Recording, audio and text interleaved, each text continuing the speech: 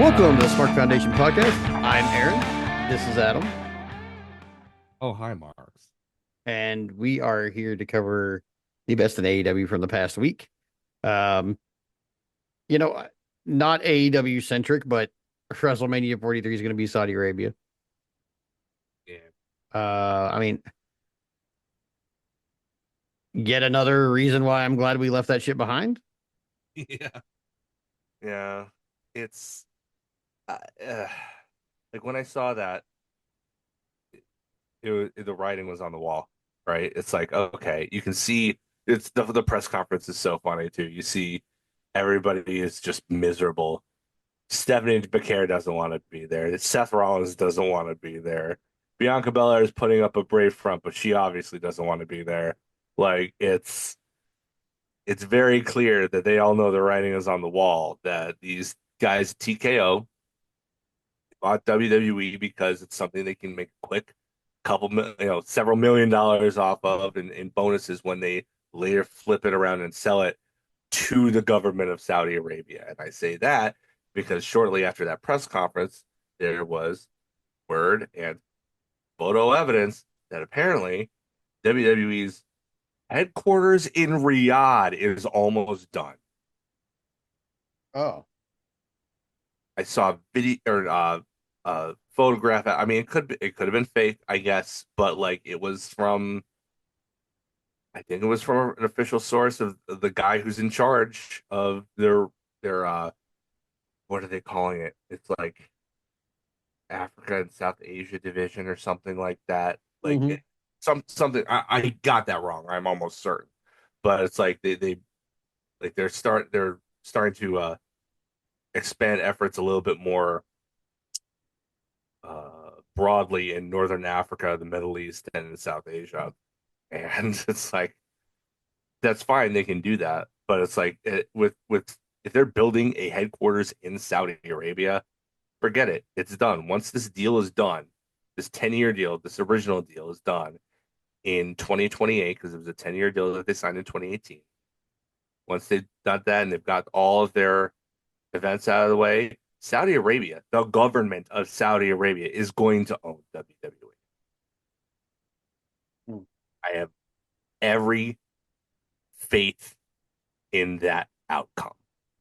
And it brings me to tears because, you know, it that's done. After that, it's done. What can you say? You could change the culture, the toxic backstage culture of the organization if you made the necessary cuts and you made, necessary overhauls in personnel. You could do that. It would take a while. It would be a long, arduous, painful, and stressful process, but you could do it.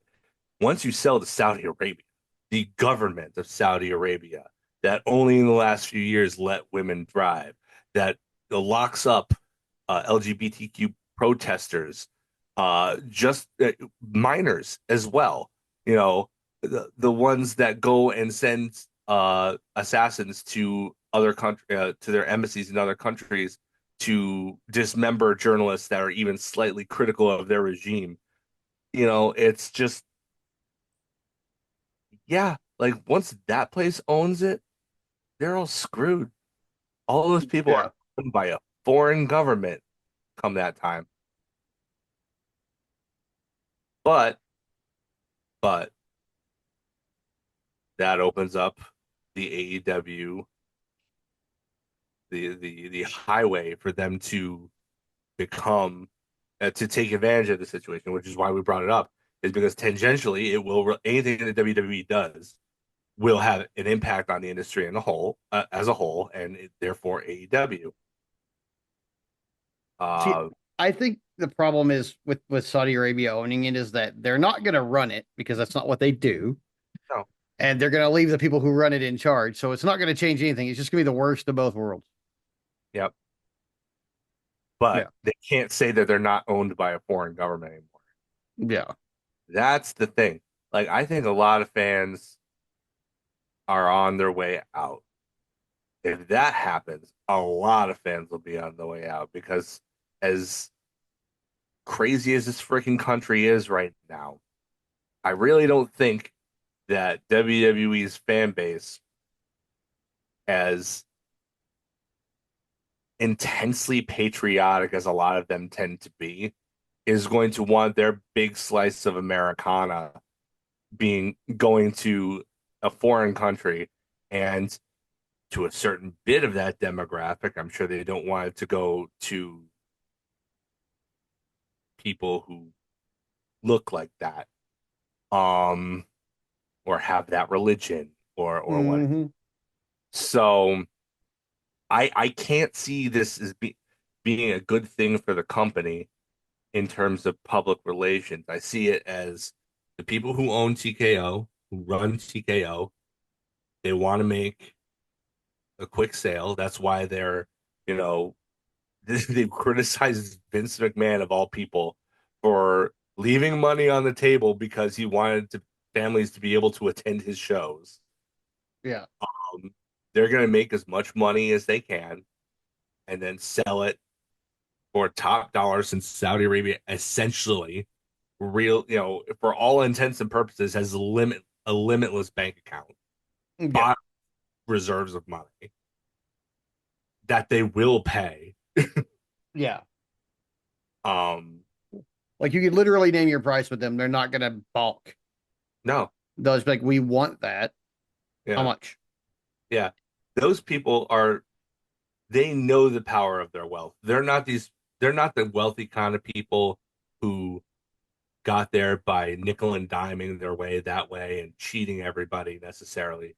They're the kind of people who are so rich and so comfortable in their life. They know the value of their money and they know that they're always going to get more. They will Yeah. pay whatever. They're not the people who would accept a free meal because they're rich. They're not somebody, like they're the kind who are going to probably pay a really, really, really nice tip and then buy the restaurant if they Yeah. like it. That's not rich, that's wealthy. Yeah. There's a difference between rich and wealthy, and they are obscenely wealthy.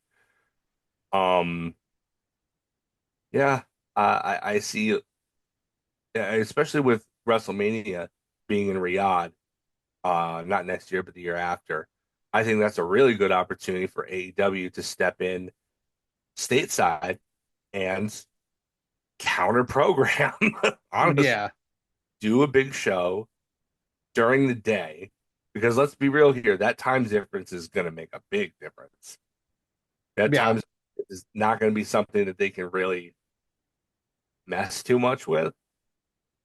Um, so you can counter program pretty easily, and they have enough goodwill among non WWE affiliated indie feds and secondary non indie feds that they can put on like a Forbidden Door style super show. They can have basically WrestleMania weekend with all the indies and stuff like that conglomerating around one city, like you would for WrestleMania, like they have done for WrestleMania for the last 20 years or so. And AEW can just take that over and get a huge amount of press. They can really get in good with the American cities who are getting largely way outbid by Saudi Arabia because they just don't have the money that Saudi Arabia has. I feel like New Orleans probably would be a really good city for that. I've heard that there were a couple times over the past few years where it looked like WrestleMania was going back to New Orleans, and then they pulled the rug out from under them a couple of times. I think maybe getting in good with New Orleans would be a really good idea for that. Um, I'd start planning now, Tony. Yeah. Yeah. Start planning now. Yeah. I definitely go with, like maybe doing a big AEW pay-per-view indie weekend thing that people can travel to or that people want to travel to. Um, just because there's people who are going to have money to travel to WrestleMania and are not going Yep. or don't have I am positive the expense from to leave England and or UK somewhere, Ireland or Scotland or whatever, and come over here for WrestleMania is way less expensive than going to the Middle East for Yeah, WrestleMania. Just the nature of the cost of that flight and the airspaces that you have to cross, and do they understand what they're asking of people? they don't care what they're asking people. Yeah, obviously not. They care about the And experience. Once Vince left, I can't believe I'm saying a good thing about Vince, but one of the good thing about Vince is that he loved sports entertainment and putting on WWE so much that he, at least to a much higher degree than these guys, they're currently running the show. He wanted everybody to be able to go if they could, reasonably speaking. Like, I mean, the first WrestleMania we went to, you had better seats than I did, but I was up at the bleeders and I could still see stuff. I still had a good time, even if it was a subpar WrestleMania. yeah, I was way, way, yeah. I It's was just up. wild to me, dude, because that was $1,000. We did everything that week, everything they offered. We did Yeah, everything. We yeah, and ROH yeah. and Which was definitely the best wrestling show we saw yeah, that and after like hotel and like food and drinks and all the other shit, I might have spent 2 grand, between me and Katie. And now we plan the same type of trip for like an all for, you know, WrestleMania a couple years ago we tried to do, and it was going to be like 5 grand. We tried to do all out this year, and even being in the state half the distance that it was to WrestleMania the time before, it was still going to cost us like $4 or $5,000 to do everything and stay there the whole week and do it like. And I'm sorry, but like unless that is the only thing you do over the course of the year, how do they expect that to be tenable for the average wrestling fan ever? And it's not. Unfortunately, here's where it's going to lead into the content of our podcast, because AEW does it too, yeah. I and mean, that's mm. part is just inflated. I mean, yeah, Cost part of it, but gone up like ludicrously. yeah, Uh, the it was big deal not too long ago, what about a year and a half ago, when AEW started raising ticket prices, and it caused some grumbling amongst the fan base, and it was like, I mean, I think part of it was due directly to inflation, and part of it was due to they were starting to run those kind of mid-sized yeah, arenas, yeah. Now, uh, and they needed to defray the cost. I do not know now that they're now, if those prices have changed. as a person who worked in entertainment, Mhm. specifically in ticketed events. Okay, so in a wrestling on this stage is like I threw many concerts with attendances between the average AEW show and the average WWE show. Mhm. I know a lot about large scale ticketed events. Um, One thing I do know is that it doesn't matter what size venue that TK is running. That doesn't change the contract of the talent.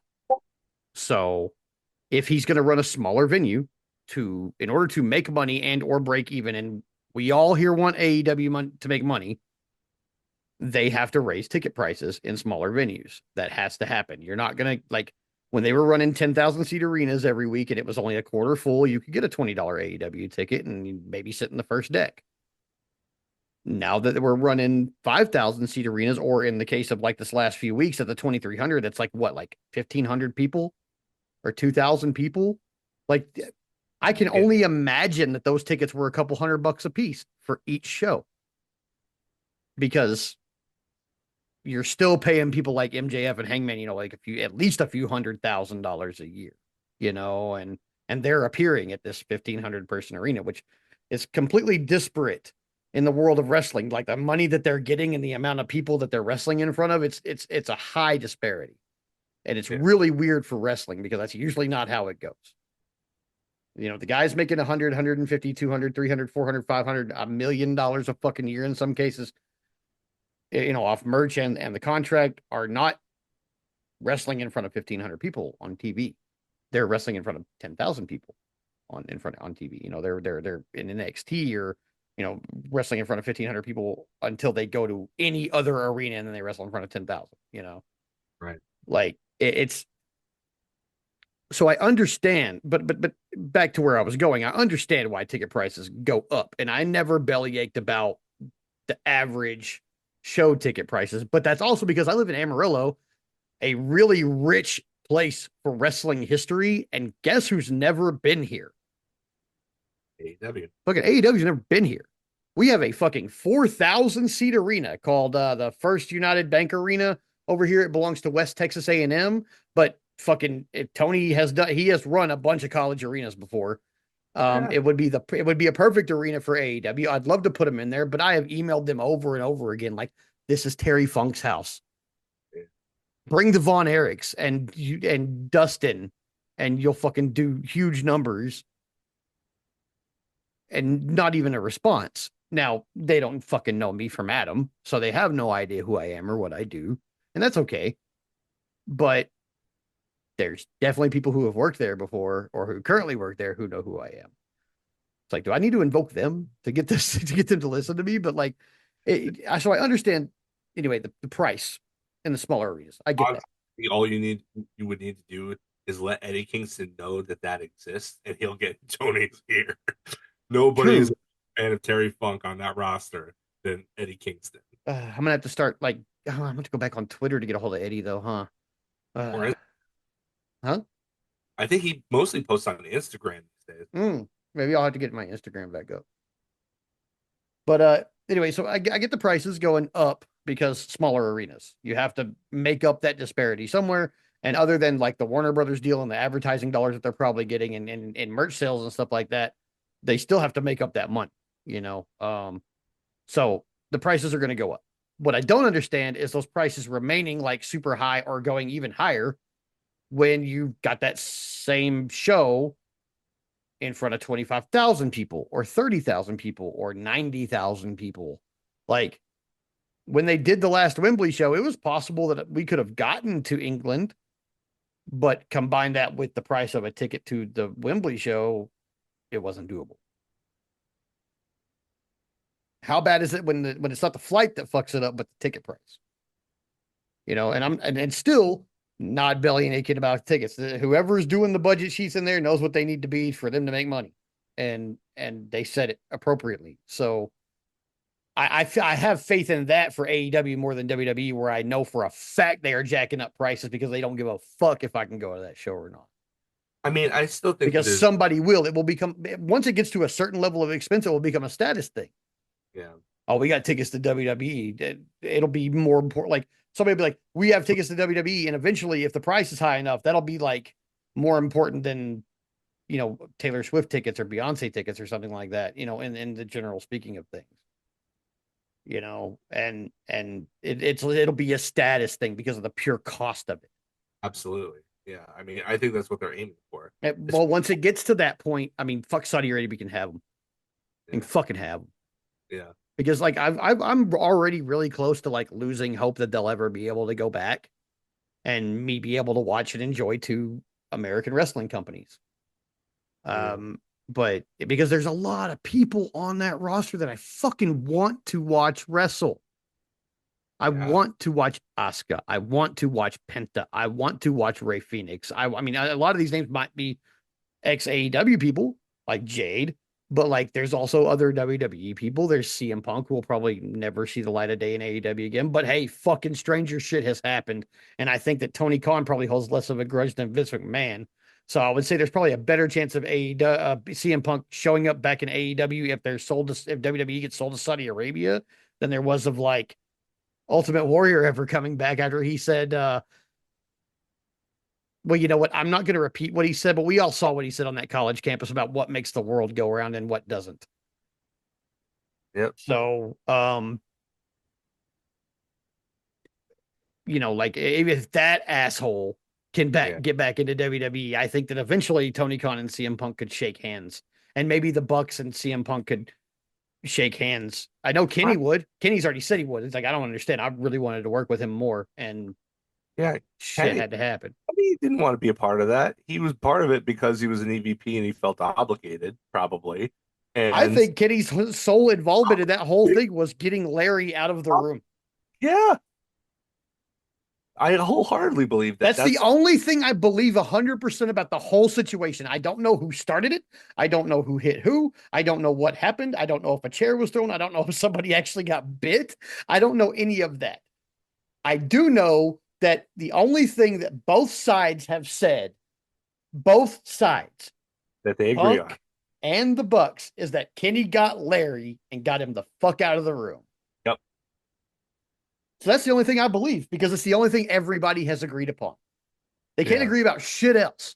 But the one thing they do agree about is that Kenny wasn't really involved. He grabbed the dog and bounced. Yeah. And Good fucking guy. good on Kenny. And maybe he got bit by Ace Steel in the process. That's questionable because somebody said he did. And then he did have that bite mark on his arm on the stream like 2 days later. So, It didn't look Larry bit him. That was not the bite mark no, of it was definitely a people bite. It was yeah, definitely a people bite. people And bite. It Ace was Steel has like, looks like he's got an iron jaw. So it definitely could have been him. But besides all that, like, that could happen. Like the ramifications of WrestleMania in Saudi Arabia could be as big as Saudi Arabia buys WWE, could be as big as CM Punk resurfaces in AEW. I think you might see a big talent exodus. People just Yeah, we could see. And now that could add more ramifications, and not necessarily good ones though, because true. There's only flood AEW with CM Punk and Seth Rollins and fucking the Usos. yeah, And immediately the first thing that's happening is like take all the people at that press conference plus CM Punk, all those people who did not fucking want to be there, but yeah. suddenly inject Seth Rollins and Becky and CM Punk and AJ and Bianca, and if Bianca goes, here comes Carmelo, or that's her husband, right? Or is it a different one? It's one Uh, of the high flyer Street dudes. uh uh not Angela Dawkins, it's Montez Ford. Montez Ford. Okay, Montez. Sorry, Montez. Sorry, Carmelo. Um, but Bianca and Montez. Um, but then you can go further because there are other people who are definitely not going to work for Saudi Arabia. Yeah. Sami Zayn is not going to sign a contract with the government of Saudi Arabia. It's not He going to had to fucking go happen. there after he was initially banned because he could perform and cut, because he felt I think he felt that the mission that they sold him on was one that he could get behind, and Yeah, he also gets to cut promos in Arabic, which, to yeah. be fair, is kind of cool for him. Like I can't really, and he's as an Arab, Canadian, I guess he's Yeah. pretty much universally loved anyway, Oh, but yeah, of course. among that demographic, Yeah, you but I know, mean, you think about that. Think about all those people, including CM Punk and AJ Lee, which is that's huge in and of itself. But Becky and Seth, like Bianca and Montez, like that's a pretty big take. But then you got people like Generico or fucking Sami Zayn, who's never going to fucking work for the government of Saudi Arabia. So then suddenly you got all those names, and then you've got Generico and Kevin Steen too. yeah. So all of these people are There's only so suddenly, you can prop up ROH as. yeah. Well, now suddenly all of these people are free agents. Suddenly they're interested in coming to AEW. Suddenly Tony Khan hires all them. Fucking great. Your mind's probably going, holy shit, there's like this two spinning wheels of like all the dream matches we could have. But then you have to think, who's going to lose their spot to those eight fucking people? Yeah. They have they have a problem of having too many main events kind of level guys as it Yeah. is. Yeah. It's like the whole company. Like Hate there's a this. mid card, but is it really? Yeah, I know, Because I right? mean, think about Kind it. of Think about it. Like, the mid card that's full of full event main yeah, I event mean, guys. like, look at it. Look like it all out. We've got Fletcher versus Hangman, which we'll talk about here in a little bit. Like, fucking Fletcher is main event material, but he is the mid card champion. Right. Okada is a mid card champion, but is He- absolutely main event material. Yeah. Yeah. Like, look at is their mid card really a mid card, or do they just have this really fucking giant main event card? And Yeah. that's why it is the best place for wrestling. Like, that's why the best wrestling happens on AEW, period. That there's just no fucking question about it. Argue with me on Blue Sky if you fucking wanna. Okay. But we're not gonna argue that hard because I mean, all I have to do is post like Sheldon Benjamin versus Ricochet. Yeah. You know. We'll get to that. Speaking of That which, you know what? Fuck it. Speaking of, I'm actually kind of I don't know. remembering how excited I am to talk about Dynamite and Collision this week because there was some really good shit on it. Um, and so we'll get right into Dynamite. And I will say I did not expect Dynamite to start with Hangman Adam Page being introduced against Josh Alexander. I didn't expect there to be. I didn't expect this match to be first. Yeah, me neither. Could have But been that. I mean, because I mean, you figure whatever the main event is going to have probably some kind of angle going into the next show, Yeah. and the most likely match that was going to take place with was the one with the most people in it, most high profile people in it. You have literally one side full of champs with the Ops and Brodito versus Death Riders and the Young Bucks. Yeah. Like, yeah, there was going to be an angle after that, no matter Yeah. what. So, Mhm. yeah. So But it didn't bother me to have Hangman open the show at yeah. all. First and foremost, though, we're back at the 2300 Arena in Philadelphia. I think this is the last. The Collision will be the last show. Yeah, we're in the last week. And then Um, I'm in, and they're in London, Ontario. yes, and we've got a new commentary team on both shows. So I guess we have new commentary trios on each show. So on Dynamite, we now have Excalibur and Taz like we did before, but instead of Shivani, now we have Brian Danielson. I'm okay with it. I'm totally okay with it also. I'm also okay with the combo they have on Collision, which is now Nigel, Shivani, and Riccaboni. Yeah. I like a three-man team in my wrestling commentary. I really do. I mean, yeah, I grew up on the King and JR and Shivani and Keenan at one point. Um, Nitro desk rotated so much yeah, though. the Nitro desk rotated hard, but it was always like Heenan was more often than not the heel It was like commentator in the always desk. there, but you also had, Bischoff for a long time. You Yeah, had Bob, Bischoff. you had Shivani, you had Dusty Rhodes on and Yeah, Dusty was on there. Paul E was on there a little bit. on. Mark, what's his face? Um, Oh Mark Madden gosh. was towards the end, I think. Yeah, and then Mike Tenay was on there too, and then they moved him to Thunder permanently. But yeah, Tenay They was on brought him there. in anytime there was a luchador or a cruiserweight match, and then they were like, "Okay, okay, Professor, go back to your office." Right, right. Hey man, we got a lucha match. He was permanently on the Thunder desk, though, if I'm not Yeah, he mistaken. was permanently on Thunder. I'm pretty sure. Uh, he was real excitable. I love Today that. was. I thought Yeah, he I was did. great. Honestly, I Yeah, really he was one of my favorite commentators back in the day. I was like, man, this guy knows so much. Like when when they first did the Worlds Collide thing, and they start bringing in the luchadors, I'm like, I have no idea what that is. I've never seen that. I've never seen this guy. I've never seen that guy. I don't know what that move is. I don't know the history of this and that and the other. I learned so much of my wrestling base knowledge from Mike tonight. Just listening to him on commentary, eyes wide and ears open. Like he was he was the professor. He was a wizard. I was like, how do you know all this? I was enamored by his knowledge of the art of professional wrestling, I guess you would call it. I can only imagine what his tape library looked like in like '96. I guarantee you he was one of those mega tape traders. He Oh, had probably. But yeah, so we start off with Hangman versus Josh Alexander, and the fact that Hangman was even able to stand after this match was over is kind of amazing. yeah. Much less have promo time, but good lord, they just yeah, I mean Josh Alexander, I understand the walking weapon thing now. I kind of get it because like he's shown over the last few weeks, like he is Oh, yeah. yeah, he's brutal. all those suplexes. Jeez Louise. He's getting suplexed into everything. They eventually tried to suplex Hangman on the floor and he finally flipped out of it, which was, impressive enough as on its own. But and then he reversed it into an exploder into the guardrail. I'm like, that's even worse than the one he would have taken from him. My goodness Yeah, dude, gracious. he took that exploder on the floor. That was ridiculous, man. Like he landed right on his head, and I was just like, oh god, there's like no pads out there. The return after I can't remember the last time I saw anybody do the Lambo leap. I can't remember the last time other than Kenny Kennedy that I saw anybody do that move, but Josh Alexander hoisted Hyman up on his shoulders onto the second rope and did that flipping front senton with him on his shoulders.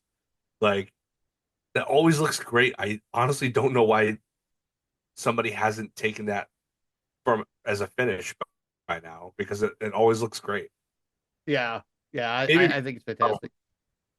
to take, I imagine, because you got the full force of a guy who winds up being more or less vertical, going all the way up, and his shoulders are like right here, so it's like right at the pit, your pelvic region and your sternum. That can't be pleasant to take, but it always looks great. Yeah. So yeah, they just beat the shit out of each other for a long time, and then Hangman, he, There was some interference by Rocky and Lance, but they were pretty easily taken care of for the most part. yeah, it Uh, was pretty easy. But then we got a we were set. I think we set up the books like Larry. Don Callis tried to come in. They knocked away all the goons. Oh, and then he did hit the buckshot Larry. yep. And then yeah, I was like trying to remember the order. But yeah, so he hits the buckshot on Alexander for the win, and then he grabs a mic and kind of calls out Fletcher. And it's so funny because uh what's his face?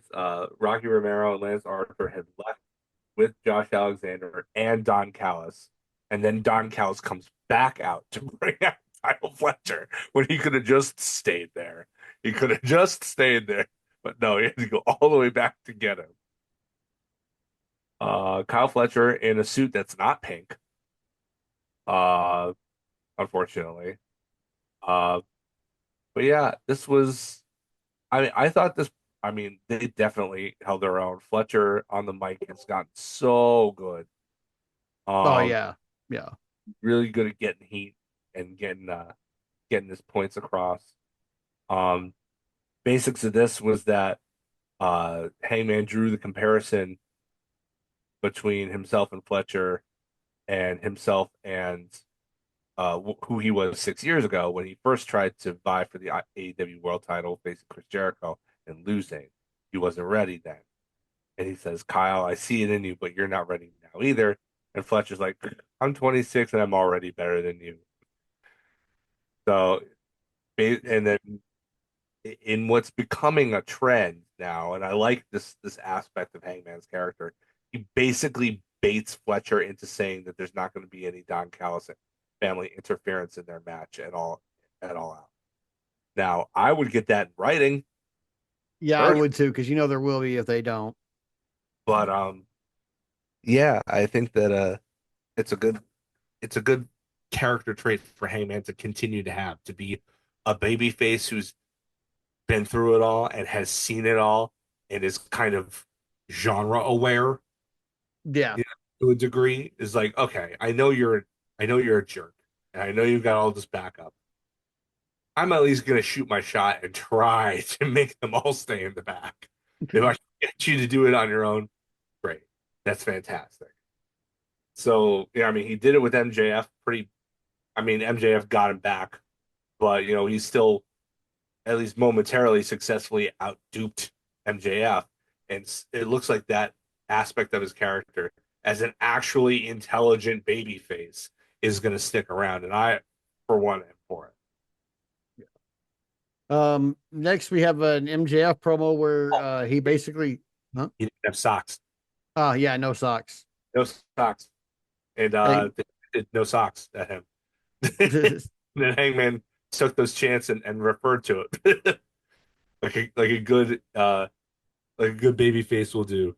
Take something that they already want to hear and then give it back to them in a new way. yeah. So yeah, after that, MJF has a promo where he basically um says that Alicia Two's real name is Hate, or he's married to Triple H. I don't know, something like this. He says he's been married to the game for a while. I wonder if she knew. Um, but he also says I do to whatever stipulation Briscoe talks about. And spoiler alert, it's not as exciting as I wanted it to be. But we'll talk about that later. That's for Uh, but this was just yeah, a real short like backstage. I think after last week's collision, that yeah, was maybe a minute. yeah. I thought it was good though. It was definitely different than a lot of his more recent promos. Definitely Yeah, definitely digging into different waters for inspiration. So yeah. he called Alicia Um, silly little bitch. Uh, After that, we catch up with Renee Paquette. She's in the back at catering, talking to the Young Bucks about their upcoming 10-man tag match for $500,000. Yay, another one of these. Um, I was like, really? But I was like, you know what? We'll put it away. There's a lot of cool people in this match, so we'll deal with it. But they're in catering, and they're griping and complaining because if they, they need this money because they don't want to eat this crappy food or whatever. Which the food didn't really look that bad, to be perfectly honest with you. it looked fun. Um, Yeah, it looked fine. But then they try to go and sit next to the Dark Order, and the Dark Order said seats taken, so they got a full on Forrest Gump. Um, and then they tried to sit down next to Cutler, and Cutler, who hasn't been on TV in like a year or more, is back suddenly, and basically, I guess he's been wrestling down in ROH. But he tells them to shut up, young bucks.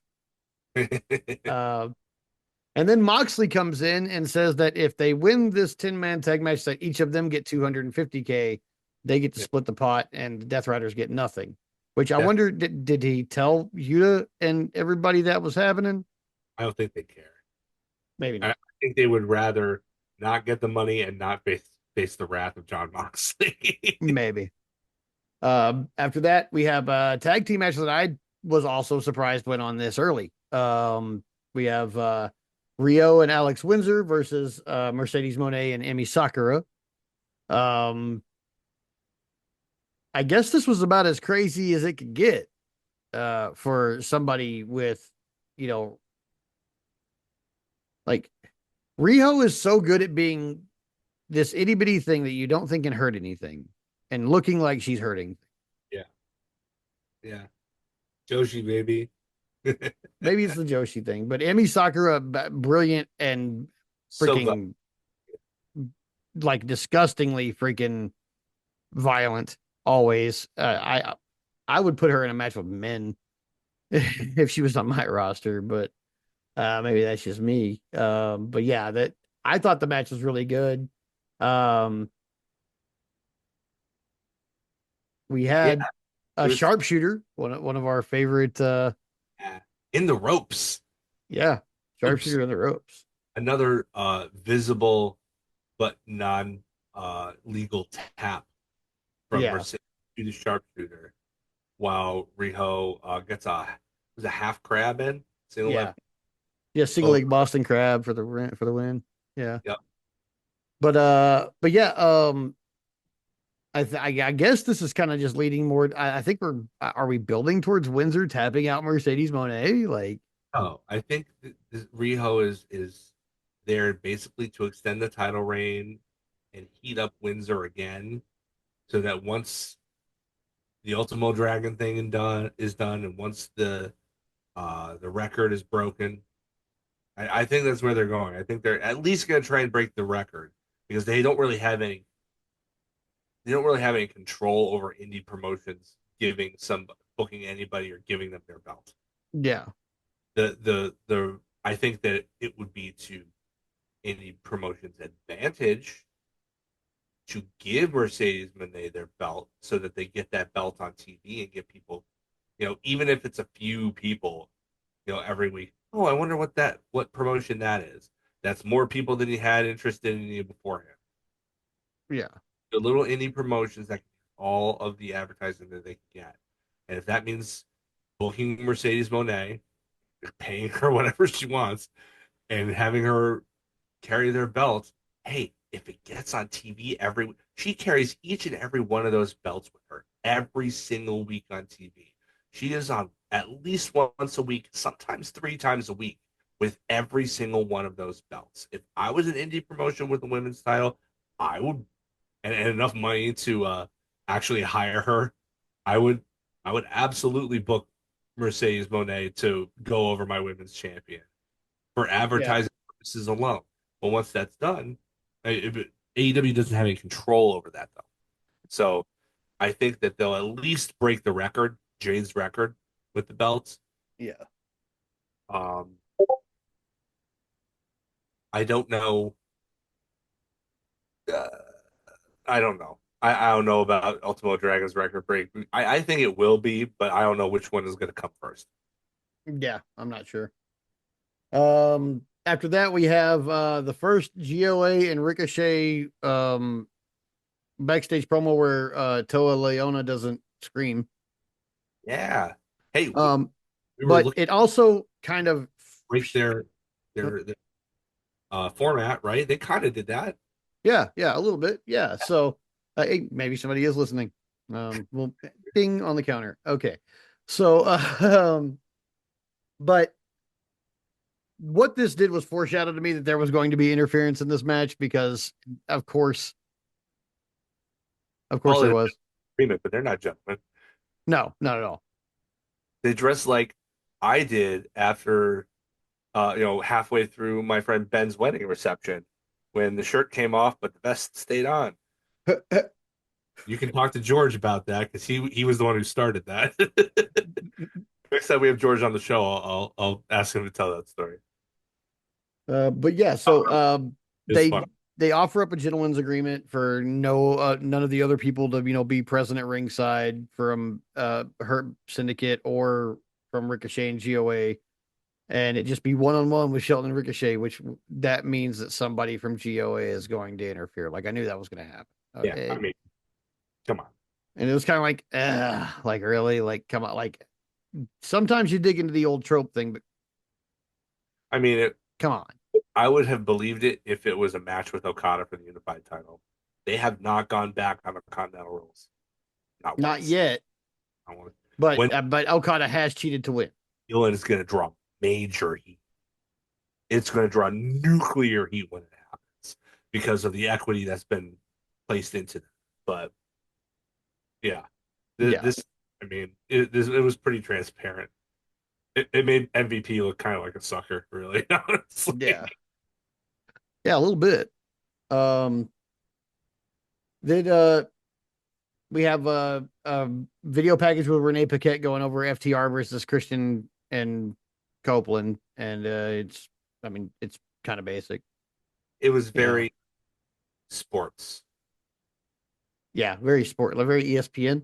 sports playoffs kind of deal, you know. Yeah, I kind of liked it. It was something different. It was, from the rest, the presentation wise, from the rest of the show. I liked that aspect of it. What does Copeland have an Emmy for when he was on that sci-fi show?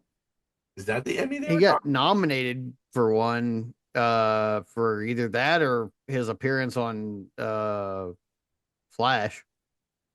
I can't Hmm, remember which one it was. But yeah, he's been nominated. I don't think he won it. let me see here. They said he had one Emmy. I'm trying to think of what it was. I'm trying to think what it could have been. Let's see. Oh, okay. So it wasn't a nomination for Percy Jackson and the Olympians Oh, okay. for outstanding supporting performer in a preschool, children, or young teen program. Outstanding performance in the kids show. Yeah. I mean, Uh, that's pretty cool. yeah, not bad. That's pretty Uh, cool. But, So after our video package, we had the Hurt Syndicate with Renee Paquette, and she let them know about the gentleman's agreement. MVP was going to say something, which I assume he was probably going to say, "We don't trust you at all." But Shelton was like, "If you can leave them in the back, I'll leave my boys in the back, and I'll come take care of this on my own." And they just let him go. Um, MVP, your instincts are right. You should have just come out there with them. Um, Yeah.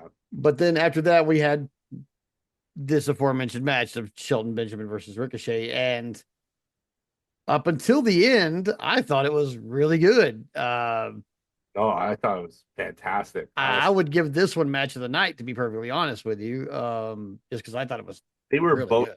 in the CC last year, but they were in different brackets, so we didn't get to see it. Mm-hmm. So this was kind of like it was like, oh, okay, this. I mean, it's still kind of novel because he's been feuding with these guys kind of on and off, but he hasn't really faced any of them. So, um, I thought this was great. It was, I was, reiterating, and I know I've said this before, but I can. It's great to see that uh, Shelton Benjamin, who is a legit like 6'3", Yeah, can wrestle like a big man in AEW. Like, I mean, a super athletic, ridiculous, big man. But that being said, still a big man. yeah, yeah. I mean, he is bigger than a lot of the roster. So, So just throwing Ricochet around and just treating him like a chew toy, essentially. oh. Like, it That was, first time he climbed the ropes with he like jumped up the ropes and kneed him in the face, yeah. I was just like, oh my god, like if that's how this is gonna go, and then that's how it went. Like he was like, oh shit, they really just. I mean, Ricochet did his fair share of offense, but man, it seemed like Shelton Benjamin was gonna kill him. Like at certain times, I thought Ricochet might be like in legitimate danger. It's like, God In dang. opening a couple of minutes, there's a point where Ricochet, who had gotten the better of Shelton Benjamin for the most part, had gotten him down in the ring and then did a springboard from the outside in with a 450 splash. He gets two, but he gets thrown like halfway across the ring by Shelton Benjamin on the kick out. And the look on Shelton's face is just like, oh no, he kill him. He gonna murk him. Uh, but it was no, it was I thought it was a great match. Like these two, can we run this back, please? At some point, I would love to see this again. I'm sure he will after that one.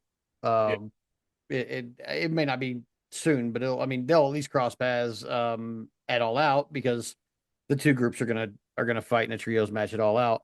But Benjamin did other big guy stuff because Ricochet got his golden shears, and he tried to stab Shelton in the face with them. Shelton catches it, and he breaks the scissors apart. Big yeah, he did. Oh, that was great. Um, but yeah, Toleone hits him with a headbutt while Bishop Kong distracting the referee. I think, right? Yeah, I think yeah, that's he like pushes him off and hits him in the head, and Ricochet like rolls him up or something, and powerful Samoan headbutts, man. There are some tropes that are okay. yeah. Uh, but then, after the match is over, MVP, they come to beat up Ricochet, or Ricochet's boys come to beat up Shelton Benjamin, but MVP and Bobby Lashley show up. MVP looks strong at first, but then kind of gets made to look like a punk by Bishop Khan. But Bobby Lashley and Toa Leona would not give one another any leeway. Like nobody wanted to go down. I loved it. It made me want to see it more. Yeah, They're smart. I mean, it may have, for all I know, it may have come from egos and not wanting to sell for the other. But I just kind of hope that I'm wrong in thinking that that was the probable cause. I want to believe that they were smart and they knew that this was going to happen. If neither one of us backs down, neither one of us sells for the other, then they're going to want to see it. yeah. I know I want to see it after that for sure. Yeah. Um, After that, we had a little kind of 2 minute with Hook where he understands what the ops did, I guess, and says it was time for him to stand on his own, or is it? Which is he going to have a tag partner, and who is it going to be? Is I mean, I would love for it to be the return of Hookhausen, That would but be awesome. I don't anticipate it. I Uh, mean, maybe Tony was like, I don't want to lose Danhausen to WWE. Maybe I should put him on TV. yeah, I mean, and fair they make enough. awesome, awesome odd couple. They really do. Like Yeah, they're they were gaining momentum when they put them together, and then Danhausen got injured, yeah, and they're like, ah, it was such a shame. But I mean, if we see a return of Hookhausen, I would be over the moon because that's exactly my kind of silly odd couple tag team right there. yeah. I love it. So after that, we had Kyle Fletcher and Don Callis backstage with Tony Schiavone. And I guess they make Hangman versus Kyle Fletcher official for All Out. And Kyle Fletcher, basically tells Don Callis he needs to have confidence in him and that he needs to trust him because he doesn't want them there. I feel like this is unnecessary, kind of.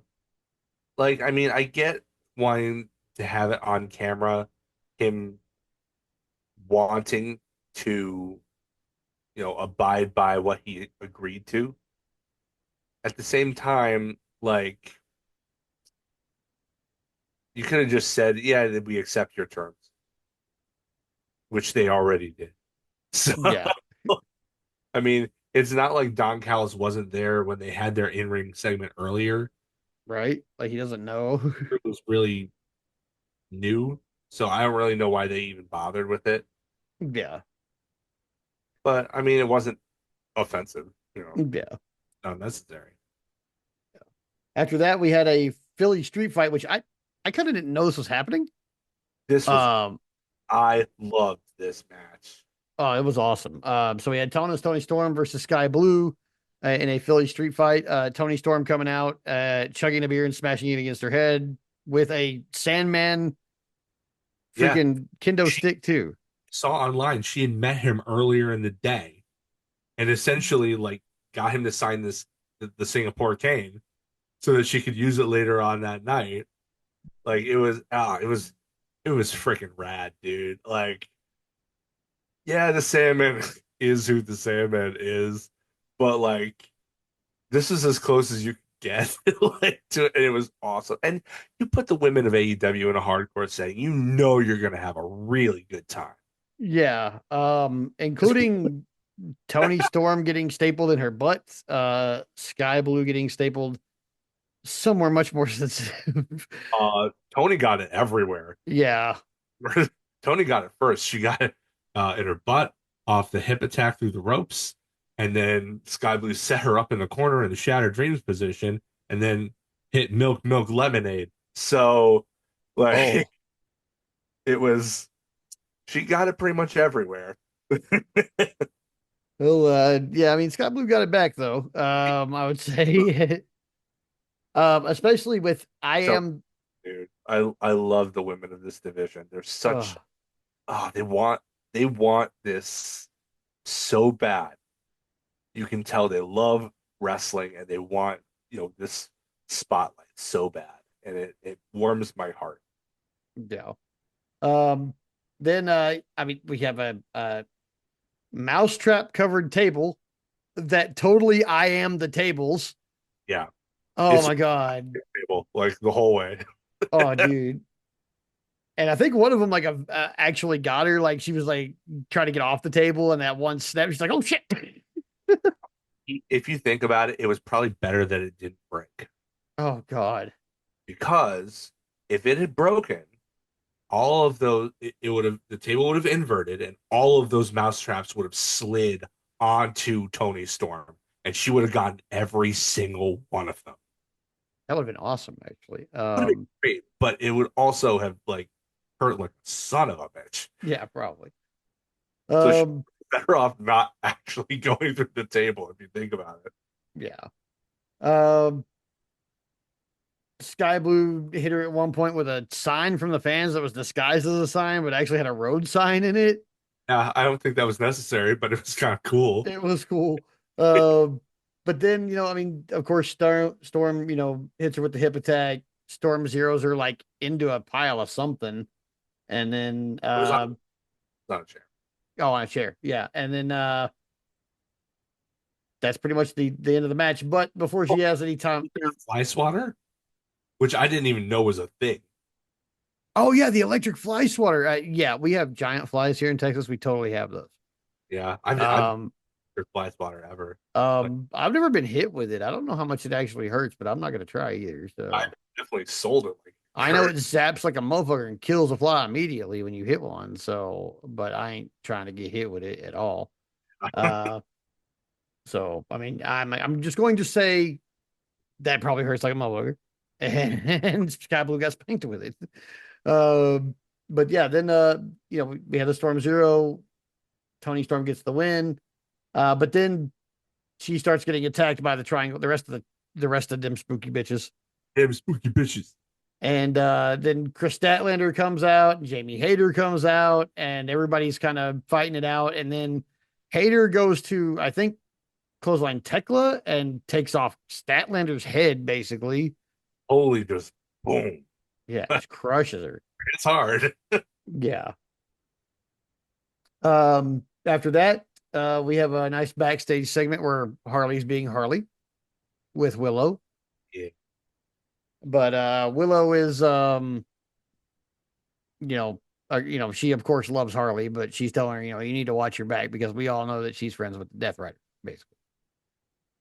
Um, Stat kind of refutes this later on in the week, but I don't know. After the Daniel Garcia thing, what am I supposed to think? What is anyone supposed to Maybe think? that's why they set up both things so that one would happen and then give you the inkling that the other would also happen, but then it doesn't.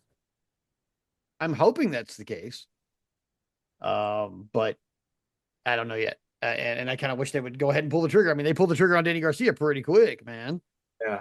It was like 2 or 3 weeks where John Moxley was messing with him, and then suddenly he's a Death Rider. Like it wasn't even that long at all. But Statlander, this thing's been going on with Statlander for like 3 months now. Yeah. It's another thing. It's another one of those like, okay, I appreciate long term storytelling, but pull the trigger, please. Yeah. Do it or don't. Um, Get off the pot, man. yeah. After that, we have our announcement of our unified championship tournament. So I guess it's just 3 matches, 3 qualifying matches to get into a 3-way at All Out for the unified championship. And Okada actually was facing Michael Oku for With the belt on the line, with yeah. the belt on the line on Collision to Keshden Bowens, and then when they go to London, Ontario, Beast Mortos and Mascara Dorada, which we will talk about a little bit later because there seems to be like a rhyme scheme going on with that, and I feel like Tony Khan might have been on drugs when he booked this.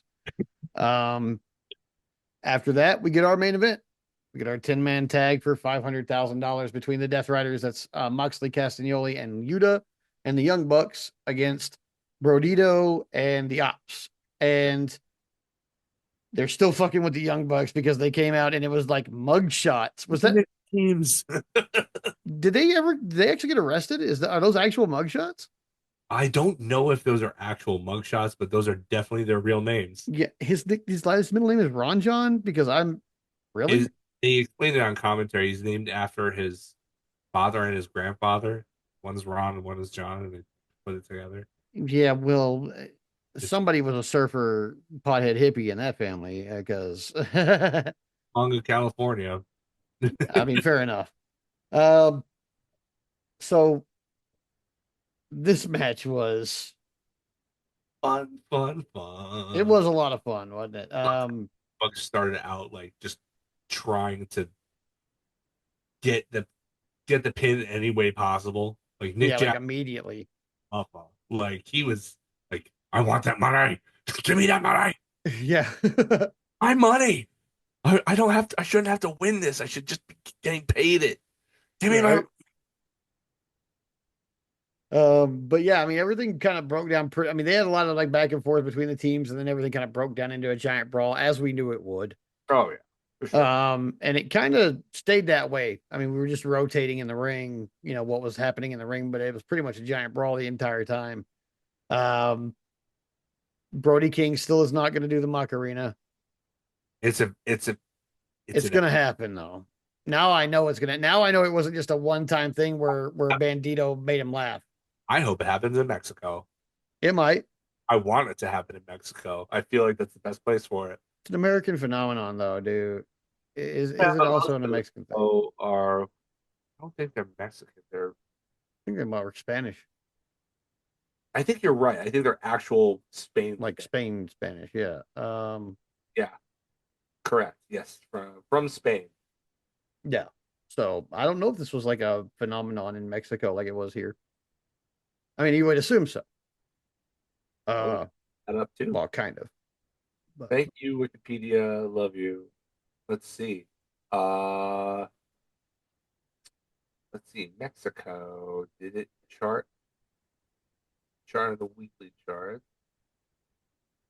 Year end charts.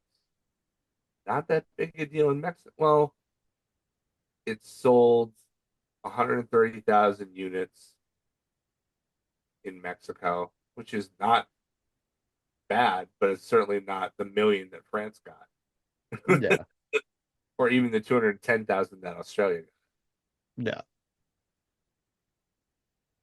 But But yeah, yeah, so I mean, Brody's gonna do this eventually. Now that they've done it multiple times, like the first time, I thought it was just Bandito trying to catch Brody off guard, which he totally did because Brody like corpsed immediately in the middle of the ring. He's like, "No, I'm not doing that," like, and then he started laughing and walked off. This time he was like, "No, no, I'm still not doing it." So yeah, it's definitely gonna happen now. Fans are gonna clamor for it. He's gonna do it. Um, but yeah, I mean, a lot of a lot of beef chants for Hobbs. Uh, Shafir distracting the referee so Yuta could hit Hobbs with the chair shot, and Hobbs just being like, "The fuck? Did you touch me?" I love this continued bit of I people. love that Hobbs can't be hurt by chair shots. Yeah, I love it. It's like he's too meaty. He's too Yeah, meat. too much meat. Too much meat. Too much man. Uh, But yeah, so they I think like so we had Brodito going for that monkey flip that they do.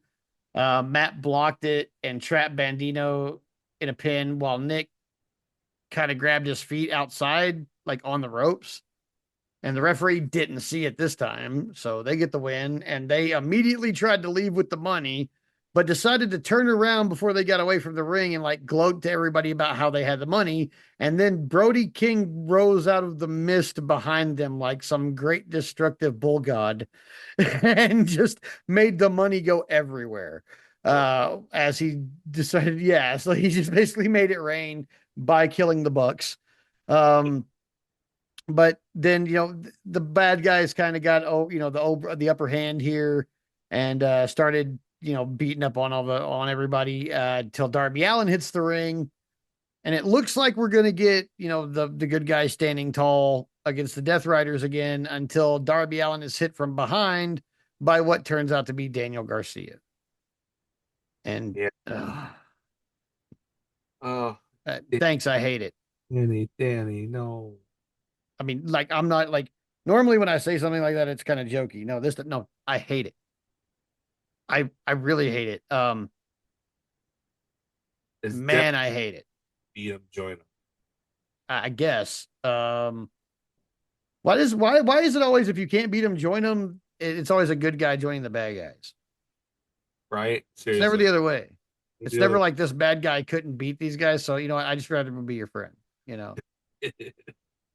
Um, but yeah, then we basically get a "You sold out" chant as the the show goes off the air. he gives Darby the full on Super Dragon Oh stuff. God, yeah, he gave him. I don't know if he meant to miss the chair the first time and then redid the I'm spot. assuming he didn't mean to miss the chair the first time because the first one like god You awful. know, or if that was a character moment. Like he saw the chair there and he didn't really want to hurt Darby that badly, so he missed on purpose, and then Moxley had him redo it on the chair. I mean, maybe. If that's the case, then there was a short video I saw on Blue Sky. Somebody posted a hypothesis regarding where this is going, where it's kind of a destroy them from the inside bit, Hmm. and so he has to make good on killing Darby. He was trying to save him in that moment from a worse fate, but Mox wasn't going to fall for it. So Yeah. Um, I I really hope that's the case. I don't, I hate that Danny Garcia's on the desert. I hate it. Right now, I hate it. yeah, maybe we won't in a few weeks' time. Maybe not. Now I'm I hope. uh like I it just means that Death Riders thing goes on. Like I want it to end. I want it to end in a reasonable span of time. Mox is no longer the champion. There's no reason for the Death Riders to be around, and they keep losing when belts are on the line. They should not like be here. Like I know that they're about more than titles and everything like that. It's like, okay, fine. What will it take to get rid of them? Because I'm done. I the it has reached its logical apex with Moxley dropping the belt to Hanger. So why are we still doing this? Adding people to the group. Why are we doing this? They Yeah. should be self-destructing at this point. They should be dissolving at this point. They shouldn't be adding more people. No, not at all. And I hate it, dude. I hate that they're adding more people. Yeah, like Um, execution was of course it was well done. Like I won't argue that you know I'm arguing the idea, not the people involved in the execution of it. yeah. I don't know. I was really, really high on Dynamite until this moment. And I Yeah, was like, God, what downer endings? Like 3 out of 4 weeks. Like, what the hell is going on? Come yeah, on. Like, All Out better be like face Winland. Like, yeah, I just like, come on, guys. Like, make me feel good. Like, give me that little hit of dopamine I'm looking for watching your show in the first place. yeah, You know, like I'm here to feel like there's some good in the world, and you keep having the bad guys win in the end, and that's kind of why I left WWE because I was like, this isn't really that fun because it's kind of like, I mean, yeah, the bad guys can win sometimes, but at the big show, good guys yeah, are supposed to win. So I don't know, but that leads us into Collision, which was also pretty good. yeah. Um, Act two, all things considered. yeah, and then we start off with Ian Riccaboni in the ring. And he introduces MJF. MJF um, disrespects the shit out of him immediately and finally cracks the code for me and makes me hate MJF as a heel because how dare you mistreat our precious Ian Riccaboni I know he is a gem, and you should be protected at all costs. at all costs. And you son of a bitch, MJF, keep your hands off him. Yeah, Like, now I'm like, okay, fuck that guy. yeah. Like, I mean, it was really that simple. Like, I was like, you're really gonna shit on Ian of I all mean, people. Like, he talks good about you even, and wow, what a dick. yeah, Like that's all I can think. he Um, possible. yeah. But then he kind of gets a taste of his own medicine because he starts talking about how, you know, I was born better and you're a piece of shit and you're a blue collar jerk and blue collar's gonna bust, white collar's gonna win as usual, and there's no way you're gonna win it all out, no matter what the stipulation is, because I'm just better. And then Mark Briscoe shows up on the screen, which they have to conveniently move the camera angle over for because of that freaking pole. Yeah, I didn't even notice how bad that pole was until this show, the last one. they And did I'm end like, that freaking pole, dude. up shooting around it and making it look like it didn't really matter all that much. Yeah. Well, it came to prep like it's like they gave up on Collision, and we could tell when they were adjusting for it. And that's when it made it noticeable. But Mark Briscoe's on the screen. He's like, Max, I've got lots of different things in mind for you, lots of different ideas. Well, and I am thinking we are about to get like a bombshell announcement, especially because the guy's standing next to like electrical boxes and shit. I'm like, oh, this could get really nasty. But instead, we're going to do a TLC type match because it's a TNT match and it's tables and tacks. Yeah, And it I'm not as excited for this match as I was now. yeah, kind of lame. Like, God bless Mark Briscoe. He was trying to sell it, and he was selling with his whole heart. And I understand the reasoning behind it. TNT, the title that he wants to go for is the TNT Championship. I understand the gimmick, the pun, or whatever you want to call it. But like, it's not it's not for me. Like, tables and thumbtacks are so two glaringly different things that you can't really like do anything with them together except put thumbtacks on the table and then put somebody through it. Yeah. Like, Um, is honestly, that how the match is going to end? Like, is that how it's supposed? Like, is that how you got thumbtacks on the table? You put them through it. That's how you win. no Is that clue. it, or is it Did just, not specify. or The just fun, copious amounts of thumbtacks and tables? like the whole TLC thing. The least interesting part of a TLC match is the table.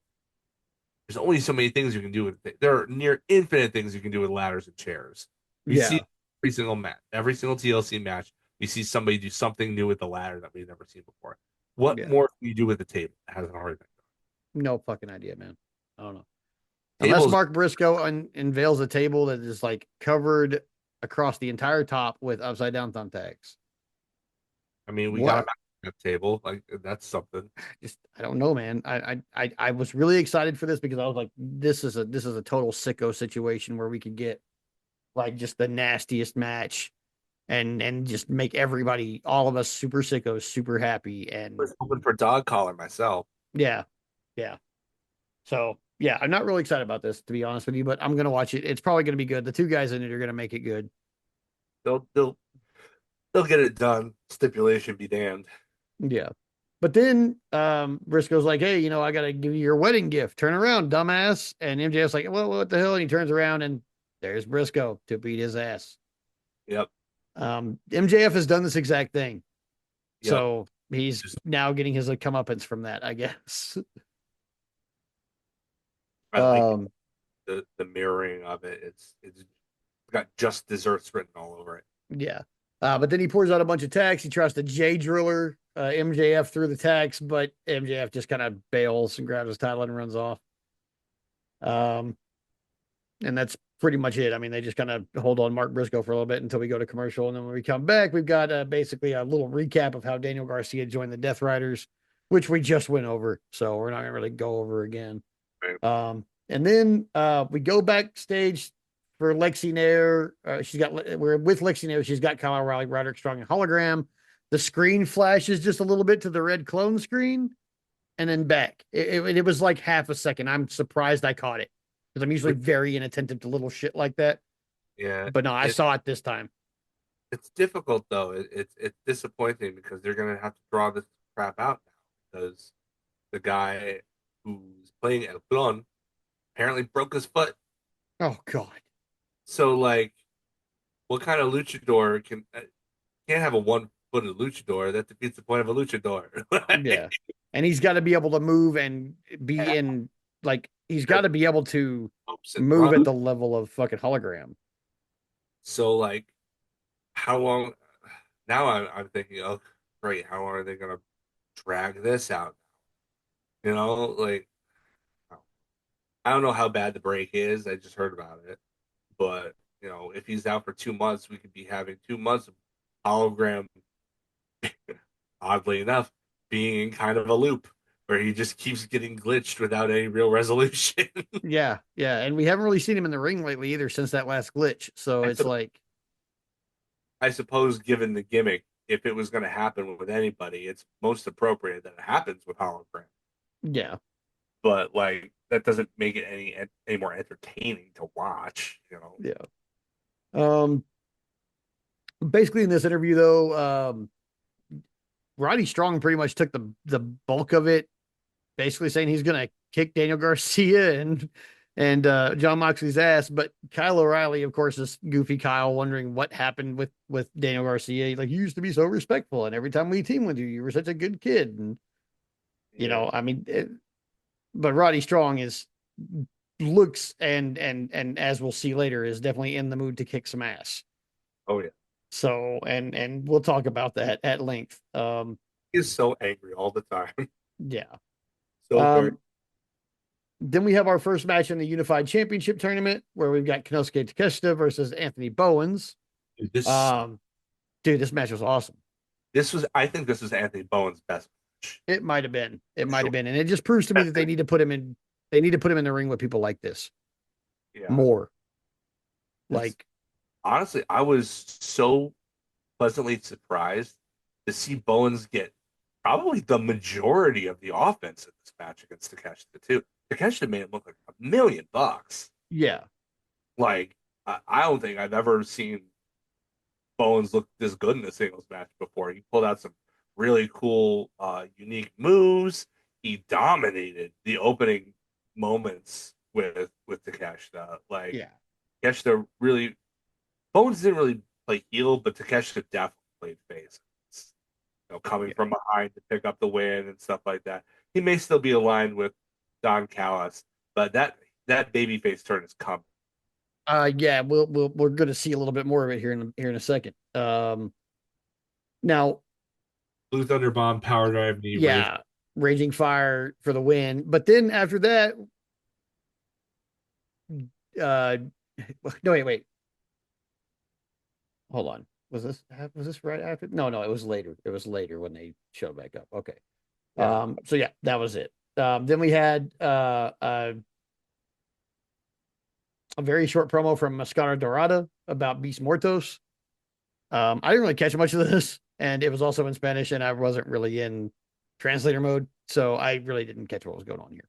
I feel like of all the matches in this, if you want to call it a tournament, this is the one I am having the most. I had the most trouble calling. I could see. Oh, there's a world where I could see Beast Mortos actually winning. There's a world that I think is the one that we live in that they just throwing CMLL a bone and putting one of their big stars in a match for the unified title. Possibly. I have a theory we'll talk about more later.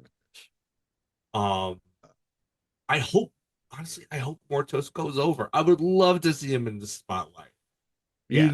You know that we heart the Beast Mortos on this podcast. Like I Yes. want this for him so bad. I just there's just this voice in the back of my head is like, Tony Khan is helping CMLL. Yeah. I Um. don't know, but I will say that it makes me more interested since I can't call it in watching that show next this coming Wednesday Yeah. for the in particular. Yeah. After that, we had our women's version of our 500K 10-man craziness, where we Oh, had for that the pre-tape, right? The or was that no? That was during intros, right? The heels yeah, intro, and they showed the package yeah, with Harley trying to play peacemaker among the various yeah, and people. that just wasn't going to happen. Like, nobody likes Chris Statlander for some reason. Oh wait, there's Oh, plenty of reasons. yeah, it's kind of funny reasons. Yeah, nobody's gonna be wearing a Statlander did nothing wrong shirt anytime soon. I don't think. People love Willow too much. But yeah, so we had Megan Bain and Penelope Ford in new gear that kind of looks like armor, which is cool. Yeah, I yeah, thought the new gear was cool. With them spooky bitches, all three of them. hmm Versus Statlander, Harley Cameron, Jamie Hayter, and Ty and Anna. IJ. Ty J. And then Tony Storm on commentary. So just from the out, so I didn't know this match was going to happen until like the day before.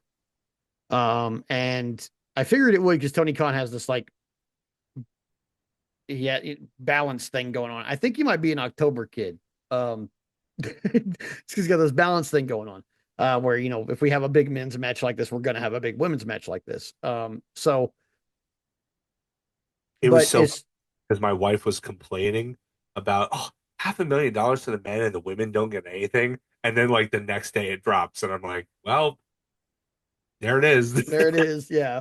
But as soon as I saw like who all was in this match, I was like, this is going to break down into madness. And then Tony Storm came out on commentary. And I was like, oh, it's absolutely going to break down into madness.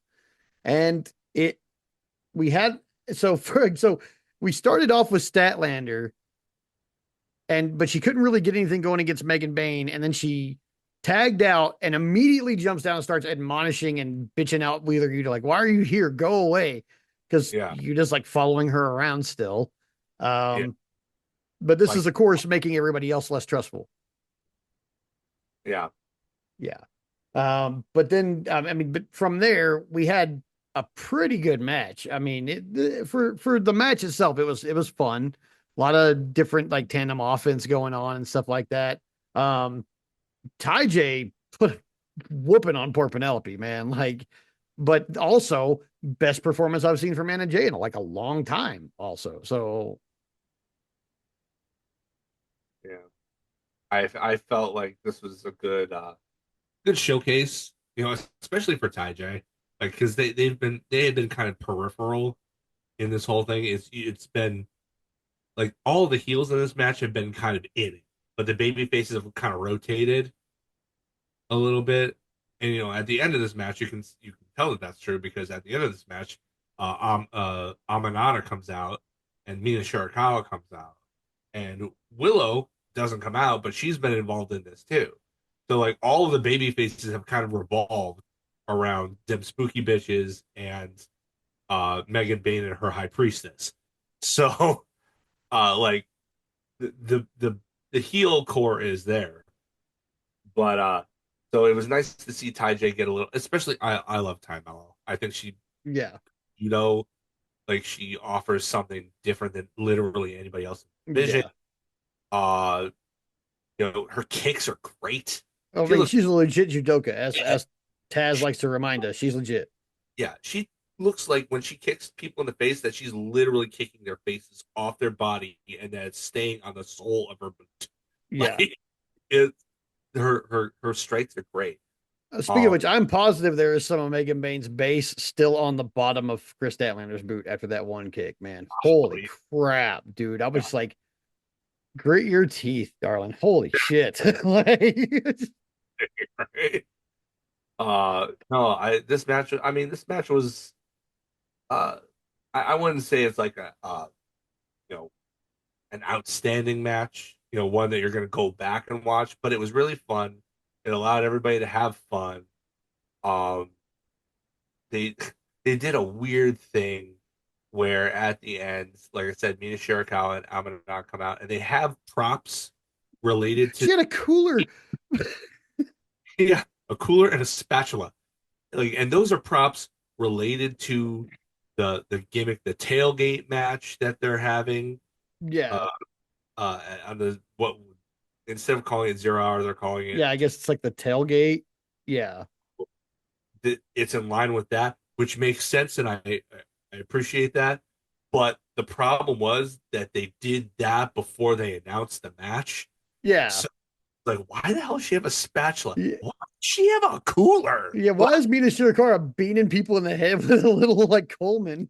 Like Like, it made no. I guarantee you that audience had no idea what was going none at all. on. Zero, None.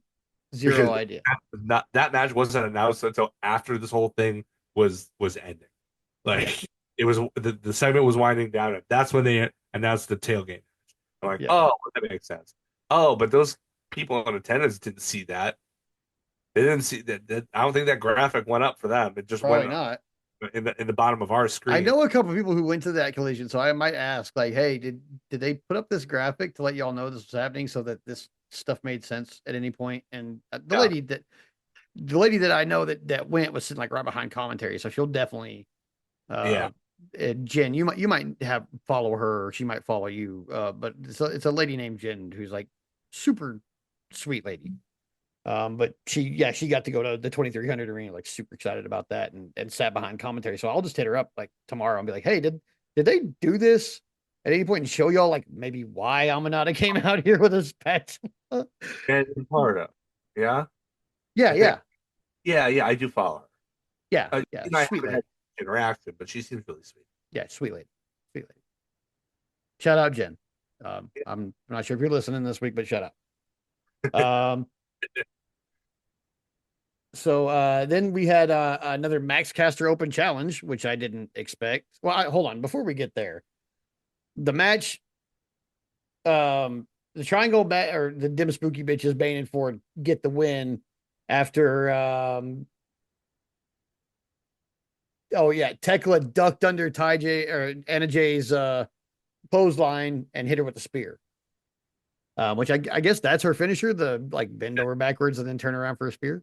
She was, I mean, she was using in her singles matches, which she hasn't had one in a while, but in her singles matches, she had been initially winning with a weird submission hold, the Death Trap, I think they called it, Yeah, yeah, I thought so. a Rings of Saturn variation. Yeah, yeah, it looked like the Rings of Saturn. I think Tech, I think Tekla just got, I think Tony Khan saw the pops that she was getting for the uh, the spider walk, Mm-hmm. like let's just finish with the spear. Yeah, but So so they win. But then yeah, that's when Aminata and Mina Shirakawa come out. But Tony Storm jumps on the desk and says, "Let's brawl, bitches," and just jumps into everybody, and the whole scene devolves into madness. the crowd erupts Oh, too. they loved it too. Over person in AEW. Yeah. It's incredible. Like she can do. Tony Storm does nothing. That's how she's a goddess. She's a literal goddess to this audience, and I love it. Yeah. Love it. As a day one Tony Storm fan since the day I first saw her in the first Mae Young tournament, I've been a fan of hers, and it just makes me feel like I made the right decision. Um, After that, we had oh, oh yeah, okay. So we had our Max Caster Open Challenge. And Big Bill's music hits, and a little part of my heart was like, please, can we have Eddie? I know um, open, but we didn't. We didn't we get it. didn't. But Big Bill, of course, beat the shit out of Max Caster for 2 or 3 minutes. The 3:07 left on the clock when it was over. Um, and but then Big Bill gets on the mic and starts running Eddie down. The crowd really loves Eddie. They're chanting for him. I'm hoping he's backstage at these shows, to be honest with you, just to see the kind of love that he's getting. When he comes out on a, but apparently the match is official. We're getting Big Bill and Eddie at All Out, On the main, and yeah, on the main card. And when Eddie comes out, like, good for him for getting on the main card in a singles. yeah, Good on him. yeah. But when Eddie shows up, that building is going to come apart. Yeah, yeah. The support beams will not be able to support. No, probably not, dude. It's gonna be like a sound vibration. It's gonna bring that fucking building down. Like the pop is gonna be big. He'll It's gonna be be real big. died that night when Yeah. his brought the building down. um, but then after that, we kind of go backstage, and Anthony Bowens is back there, and Max Caster kind of runs through him, and Bowen starts beating up Max Caster, and he beats him up and throws him out in the ring, and then Jerry Lynn shows up, and he comes to kind of calm them down, tell them they're missing each other, basically. Which I mean, if we're gonna end both of these guys singles run right here and bring back the Acclaimed, okay, fine, but pull the trigger on one of these guys. Feel like, don't get me wrong, the tag team division could use some bolstering, but like the Acclaimed ran its course. Like they've been a tag team for like 5 years by the time they broke them up. It was time. Everybody wanted Bowens to go on and have a singles run. And then during the midst of this, Castor got himself over too. So like I don't think putting them back together is what people want. Like I don't know. The crowd was chanting "scissor" at the end of this, so maybe it is. maybe I'm in the minority then. Maybe. Fine if they're Um, that's the case, but Yeah. But so Jerry Lynn's basically, trying to put them back together. And then Blake Christian and Big Shotty show up and swear. the swirl. And they kind of talk down to him, tell him he's gonna be daddy ass number two and stuff like that. I don't think I'd ever heard Blake Christian speak before. He can carry a promo. Yeah, he was carrying pretty good. I Yeah. thought that he did pretty well, all things considered. Yeah. But then they get in there and they start beating up Jerry Lynn and Max Caster after Max tries to make the save. And then Bowens fights with himself for a little bit, but then goes back and makes the save. And they kind of get rid of the swirl. But both of them kind of, Jerry Lynn tries to raise their hands and they both powder out to opposite sides of the ring and are like, no, we ain't doing So, I mean, I'll give him this. It was a much different segment than anything else they've done at 2300, and at least you're giving them a story. I would rather they, have individual stories and keep them apart, but I mean, if it keeps them on TV, sure, put them back together. Why not? that. I But guess. Yeah. I feel like if they do that though, it sends the message, intended or not, that they don't think either of those guys have singles runs in them, which I think is demonstrably false Yeah. because Caster was getting over and losing over and over again, and he even got a chance that was designed to be unchantable, got people to chant it. Yeah. And Caster, especially after that match with Takeshita, Yeah. Bowens rather, especially with the Bowens match with Takeshita, they had what an hour prior. Like, how can you say that? Oh, he's been languishing in the mid card. He took it to Takeshita. He made him look like he was in real trouble there. And yeah, he didn't get the Duke, but he looked better in that match than pretty much any match since he first split off as a singles guy. And it Yeah. hasn't even been a year since they split up, so I don't even know what they're doing. Like, Yeah. I don't get it, but like if that's Yeah. what it takes to get Caster on my TV wrestling in front of me again, fine, I guess. After that, we've got MJF back or Lexi Nair's backstage. She's trying to get a word with Mystico ahead of his match with MJF at Arena Mexico on Friday. With Mystico's mask on the line. I'm pretty sure this is where MJF is losing his title. Um, but then MJF showed up with John Cruz, who I also think is Serpentico. Um, why him and not Nyla? Oh, I'm sure because she's mad if he's on TV and she's it's not. good to speak Spanish, Oh mystical. yeah, yeah, okay. So then MJF just basically, talks a bunch of crap, tells Mystico he's going to take his mask again, that he's going to take it permanently this time. Um, and then he said he was going to go to Toronto to beat up Mark Briscoe, and he kind of just disappears and leaves John Cruz there with Mystico, and Mystico slaps the shit out of John Cruz Yeah, and puts him down. And that's pretty much the promo. Uh, I mean, cool that they're putting this on. I mean, letting us know this is happening, but this is probably where MJF is losing his mask. I don't, or losing his belt. I don't think they're Mystico not. is going to lose his mask. Oh, are you kidding me? No way. No Uh-uh. way. No way. No, no, No way. And if it no. does happen, I will lose my freaking mind. So after that, we had FTR versus Dynamite Kid and Adam Priest 2. I think the first one was a little better. I thought so too. There was the one insane move that Adam Priest pulled off towards the end of this match, though. It was like a springboard from the inside, flipping over the top rope to hit Cash with the DDT on the apron. That was like, where did that come from? Oh yeah, it was Wheeler. Yeah, because he like ran up the turnbuckles and like did that tornado. Yeah, dude, it I've was. never seen anybody do that particular move before.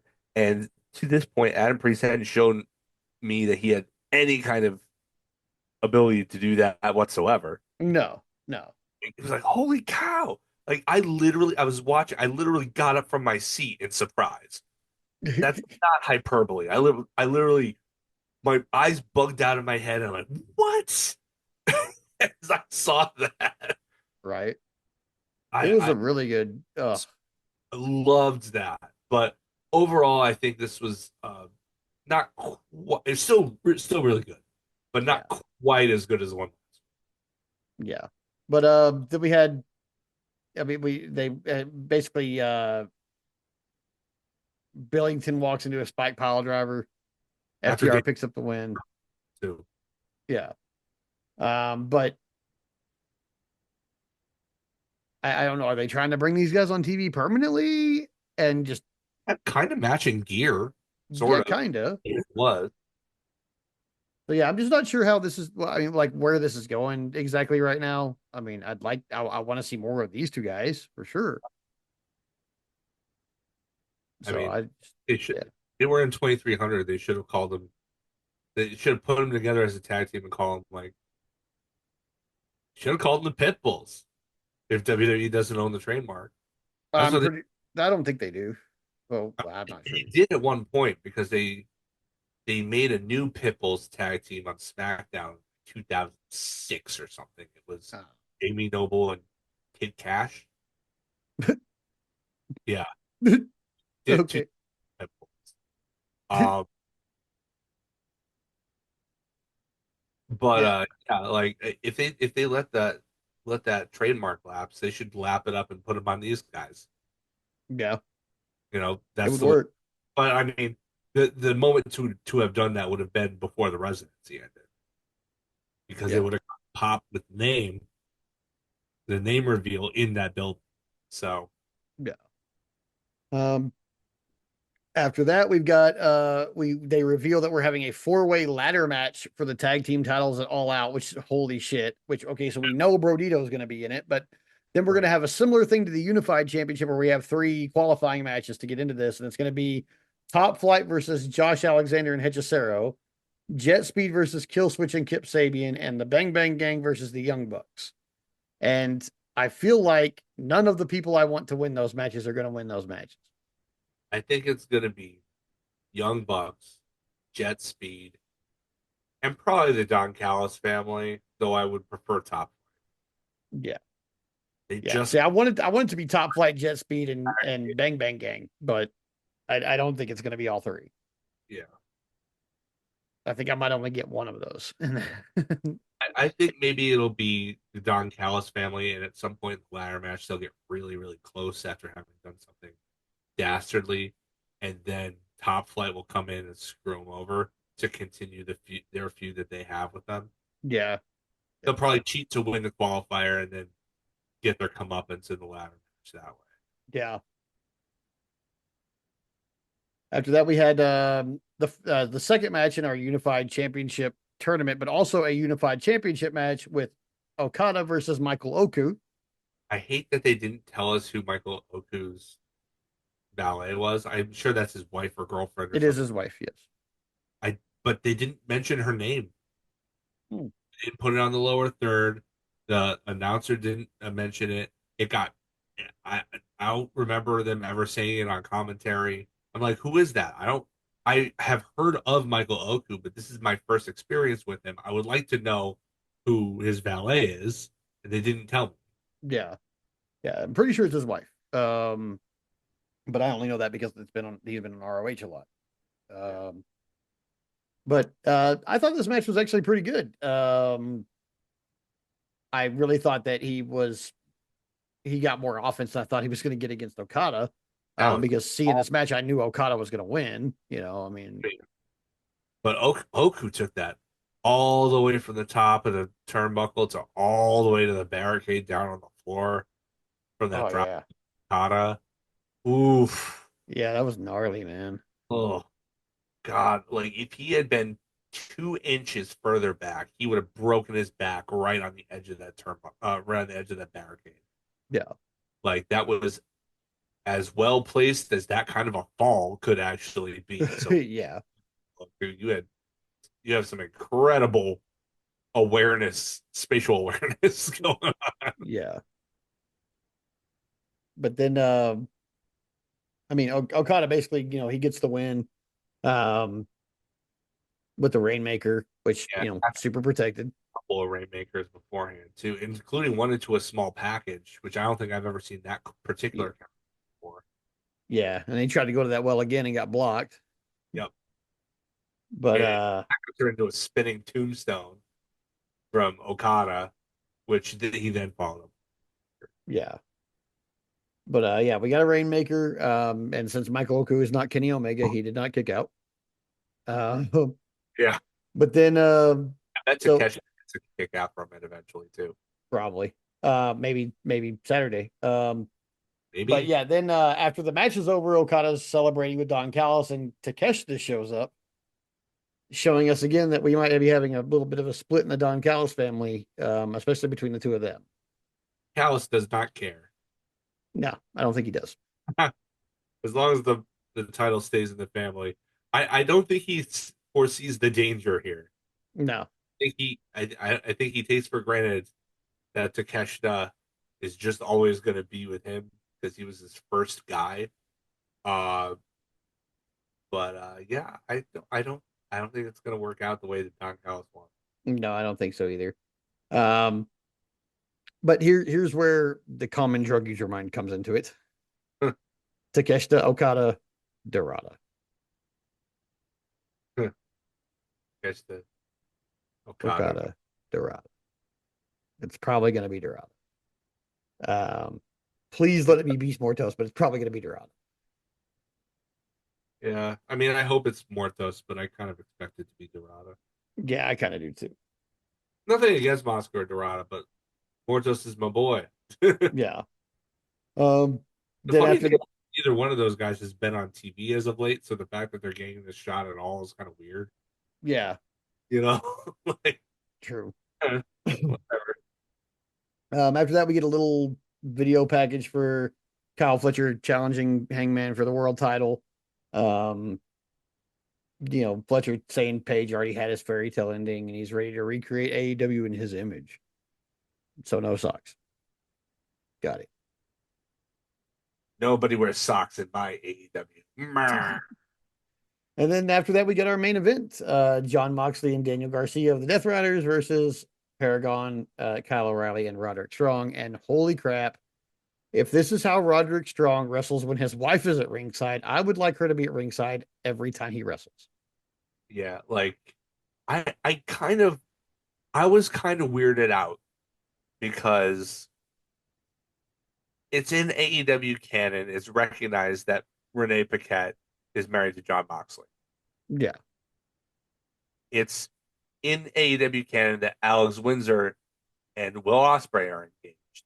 Yes. So the fact that it's not acknowledged that Roddy Strong and Marina Shafir are together and have been for many years now, it's kind of weird to see them on opposite sides of things. Yeah, When I it is a little bit. It's very strange to see Marina mean mugging her own husband or whatever. Are they married? I'm not sure. Yeah. Marina and Roddy are married, I'm pretty sure. And it was funny because like when she pulled Moxley out of the way from that Roddy dive, I was like, your wife just pulled that dude out of the way, Roddy. How do you feel about Yeah. it? Yeah. But so to me, it's real strange. Like That they don't recognize that and say, yeah, like, they acknowledge it. They acknowledge almost everything else. yeah. I mean, Of maybe Roddy and Marina are like private people. And I mean, I would assume Marina is because Eastern European people are very private usually. But I mean, maybe they just don't want it to be part of it. I mean, but honestly, if we look at like the last few Roddy matches, I mean, he's been doing good work, but the level of his work with her outside the ring, yeah. watching him firsthand, feels like it went up like 60%, man. Like he was Tell beating the shit out everybody, of people. keep telling anybody who will listen to me that Roddy Strong has one of the best hot tags. Like Dude, it has ugh. no end to his gas tank. He is just full on go, go, go, go, go. His hot tags are electric. When Kyle like they were taking it was so funny, man. That it was the best. This is the best match of the night, first of all. I think so, yeah. And a Uh lot is down to Kyle's selling of that knee. Yeah. Holy cow. He was definitely the Ricky Morton of this match. Oh yeah. But Sure. like they got this point where they got Garcia in the corner and Kyle was kicking him and Roddy was chopping him and you could tell that the chops were hurting. And it looked like Danny powdered to really get away from it, and they just followed him and they stuck him up against the barricade, started kicking and chopping him again. And then he tries to get away, like he looks like he's legitimately trying to get away from them and like stop it, and he rolls in the ring and Kyle picks him up for that freaking brain buster. And Roddy just comes up and chops the shit out of him again while he's up. And I'm like, you know how bad that has to hurt when you are expressing all of your core musculature to keep your legs straight up for, a brain buster. So your whole core is engaged. And Yeah. then wham, this heavy-handed motherfucker just comes and like lays a hammer on you. That has got to be one of the most painful things that Daniel Garcia has ever been through in a wrestling ring, bar none, because you taking a chop while you're fully engaged in the core hurts like hell. I know from first-hand experience that it hurts. Yeah. Like I and honest to your point, I think it has to be pointed out that Danny took a drubbing in this match. Dude, yeah, he got the shit kicked out of him. Turned heel Literally. immediately, karma to work. Yeah. Like, it's like, Like, okay, these two boys are gonna rough you up. right? I mean, They did. he paid his penance though. Like he eventually gets the win. Garcia eventually gets the win, makes Kyle tap to the Dragon Tamer. But Yeah. like, and He paid for that win though. he absolutely did. Yeah. He is probably hurting today. Yeah. The Paragon did not look weak No. coming out of that match at all. Ooh.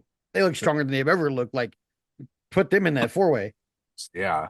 Like really, I think part of it was, like you said, due to Marina being there, but I think part of it was getting in there with Moxley, you know, Yeah. because Moxley, I think part of him, that's the same, although probably dialed down a little bit in his real life as compared to his character, is that he wants anybody in the ring with him to step up to him. Yeah. And Turn up the violence. and honestly, Mox was, I wouldn't say he was a non-factor in this match, but he was the fourth most important guy in this match. Yeah. Yeah. That's a four-time AEW World Champion, and he is the fourth most important guy in the story of this match. Yeah. Like it was the Paragon and working out their frustration on what they feel was a betrayal by their friends and somebody who they used to respect in Danny Garcia. Danny Garcia was the number one guy in this match. Kyle was number two. Roddy was number three. And then way in the distance was Mox in terms of importance. Yeah. He was there because it needed to be him because he is the one who Danny is following. He's not following Claudio. He's not following Yuta. He's following Mox. So he needed to be there. But in terms of this match, he was barely in it. And he Yeah. didn't be in it for a lot. Yeah. So yeah, after the Dragon Tamers applied, O'Reilly taps out in like the most lackadaisical tap out I've ever seen in my life. But of course he's still reeling from that knee. So of course. But then the match ends. They kind of try to leave without incident. Daddy Magic's yelling and screaming at Yeah. Danny because I thought that was an interesting choice. yeah, but they don't do anything to him. They just leave. Yeah. Marina looks like she might. Yeah, well, I mean, she always might. There's at least a I 60% love chance that that Marina Shafir is going to commit Daddy violence. Match didn't back down to her either. Yeah, he's like, I'll hit you. Like, that's my friend. That's my friend that you're messing with Daddy Magic believes in equal rights and equal lefts. here. He does. But yeah, that's it. That's pretty much it. That's also it from Philadelphia. Next week we're going to be in different places. I think for Dynamite and for Collision. There's no collision because the pay-per-view is on Saturday. But what they're calling Dynamite something special. I can't remember what they're calling it, but it's going to be a special a 3 hour edition of Dynamite to make up for the fact that there's no collision. So three Okay. hours of Dynamite. So yeah, we got a 3 hour dynamite, and then I think there's like a an hour of pre-show because the pre-show starts at like 1 my time and the show starts at 2. So the pre-show is only an hour long this time. And I'm pretty sure that 10 or 12 woman tag match is probably going to take up the bulk of that. So that may be the only match we have on that tailgate show. I wouldn't surprised and I wouldn't be disappointed. Like it's good. Yeah. Uh, And Dynamite is in London, Ontario, and that's the September to Remember or whatever, which I find it odd they didn't do that at 2300. I do too, honestly, but I don't know. Maybe it was because of the timing of it, because there's still the one Dynamite before the pay-per-view, and they wanted to name it something special. Yeah. But it seemed like a go-home show, a proper go-home show. Yeah. Something like that. But yeah, main event for that is Roddy Strong versus John Moxley. Yeah. That's there are gonna be so many chops. So many Uh, chops and a bunch of I'm not, awesome, weird backbreakers. but I don't think anybody in AEW chops harder than Roderick Strong. No, I don't think so. Like the only person I can think of that comes to mind in wrestling that chops harder is Gunther. And Yeah. that's honestly only because he's a lot bigger than Roddy. Yeah. If He's got more fulcrum died, point. I think Roddy would take it. Yeah. If they were the same size, Roddy would definitely be the harder chopper. Yeah. Like Yeah. I've never seen anybody chop as hard as Roderick Strong or Gunther or like it's just these are guys that make you bleed Yeah. hard way with their chops, Yep. pop blood vessels on your pecs, and make you ooze your own plasma the hard way from the side and the palm of their hands. Yeah. It's kind of nuts. Oh. Uh, Well, Aminata and Tekla are also going one on one again. on Awesome. site beatdown. On site. On site, baby. I mean, I don't expect Queen Aminata. Like, Tekla is her Raven at this point. Like, she's Yeah. never beat her. She's never going to beat Tekla except like 2 years down the road. I But fully expect whoever is in the ring first to not remain in the ring when the second person makes their appearance in the aisle. no, they're just going to beeline for the like I they hope so. like fun coming up with new ways for on site to be enacted, essentially. Mm-hmm. Like maybe one of their music starts playing, the other one just rushes them in gorilla position. They fight all the way to the ring, and the referee just like, just ring it, man, just ring it. Bring it. Fine, whatever. They don't need to be I'm in the okay ring. with it. Yeah. There's no guarantee they're going to get back in the ring. Just count them. But yeah, it's going to be a good show. We will talk about it at length next week, as you guys can probably guess. It's on a Saturday, so there's not going to be a watch along, but we will be covering the show in its full glory. I'm definitely watching the pre-show, so I'll probably, at least cover that a little bit while we're doing the pay-per-view. So I will not be home from work yet, so at least not to watch it live. I'll probably find a way to watch it beforehand, but yeah. Well, my Katie works that day, I think, until like 3 or 4, so I won't even get to start watching the pre-show till like late. But I'm just gonna stay out, do what I usually do, stay off Blue Sky, watch pay-per-view at my leisure. You know, yeah, because if I get on Blue Sky, it will be immediately spoiled. Um, yeah, probably. thus is the life of wrestling journalism. Yeah, I If you mean, do what we do, you see all the spoilers. So the matter is that's on us. We have to take responsibility for what we consume. If that means that we stay off social media in order to avoid spoilers, so be it. That's on mhm. us. We don't Yeah, want anybody to not talk about it as it's going on yeah, to suit exactly. our desires. Yeah, That's incredibly selfish. We want people to have fun. That's the whole point of professional wrestling is for entertainment purposes. yeah. Go talk, have a great time. We will remain off social media until we've seen the show. But yeah, that so Collision was pretty good, and that's our AEW for the week. Yeah, Well, you know what time it is, right? it's time to do like the pros do and call it in the ring. That's right. And this week, the other big wrestling news is what we're gonna talk about, and obviously it's not nearly as big as the Saudi WrestleMania announcement. But the other thing that WWE announced just a couple of days ago, as of this recording, was that they let go of Andrade. Now, Ugh. presents a wide variety of interesting things to talk about Yeah. because Andrade is one of those guys who has been in both WWE and AEW. And were he to return to AEW, he would be essentially this Wrestling Wars version of X-Pac, who let his WWF contract run out in 1996 to jump to WCW and then got fired by Eric Bischoff I believe over fax, if I'm not mistaken. Um, Sounds right. up at the Raw after WrestleMania as part of the new DX, the revamped DX, and shoots on Eric Bischoff. So he's the only guy, the first guy to go from WWF to WCW to WWF in the confines of the Monday Night War scenario. Yeah. This wrestling war is not as, direct, but, the tribalism is such that you're always going to have people who look at it that way. Yeah. And in those terms and in that context, Andrade would be like X-Pac if he were to come back to AEW. He'd be the guy who got let go of WWE during their round, I believe during that round of where they were making so many cuts. So that's why I don't really count him being in WWE first Mhm. because he wasn't let go individually and his contract didn't run out. He was a part of a slew of cuts that they made. So it wasn't as personal with him. Mhm. But he showed up in AEW for a couple of years, got injured right in the middle, was kind of on and off.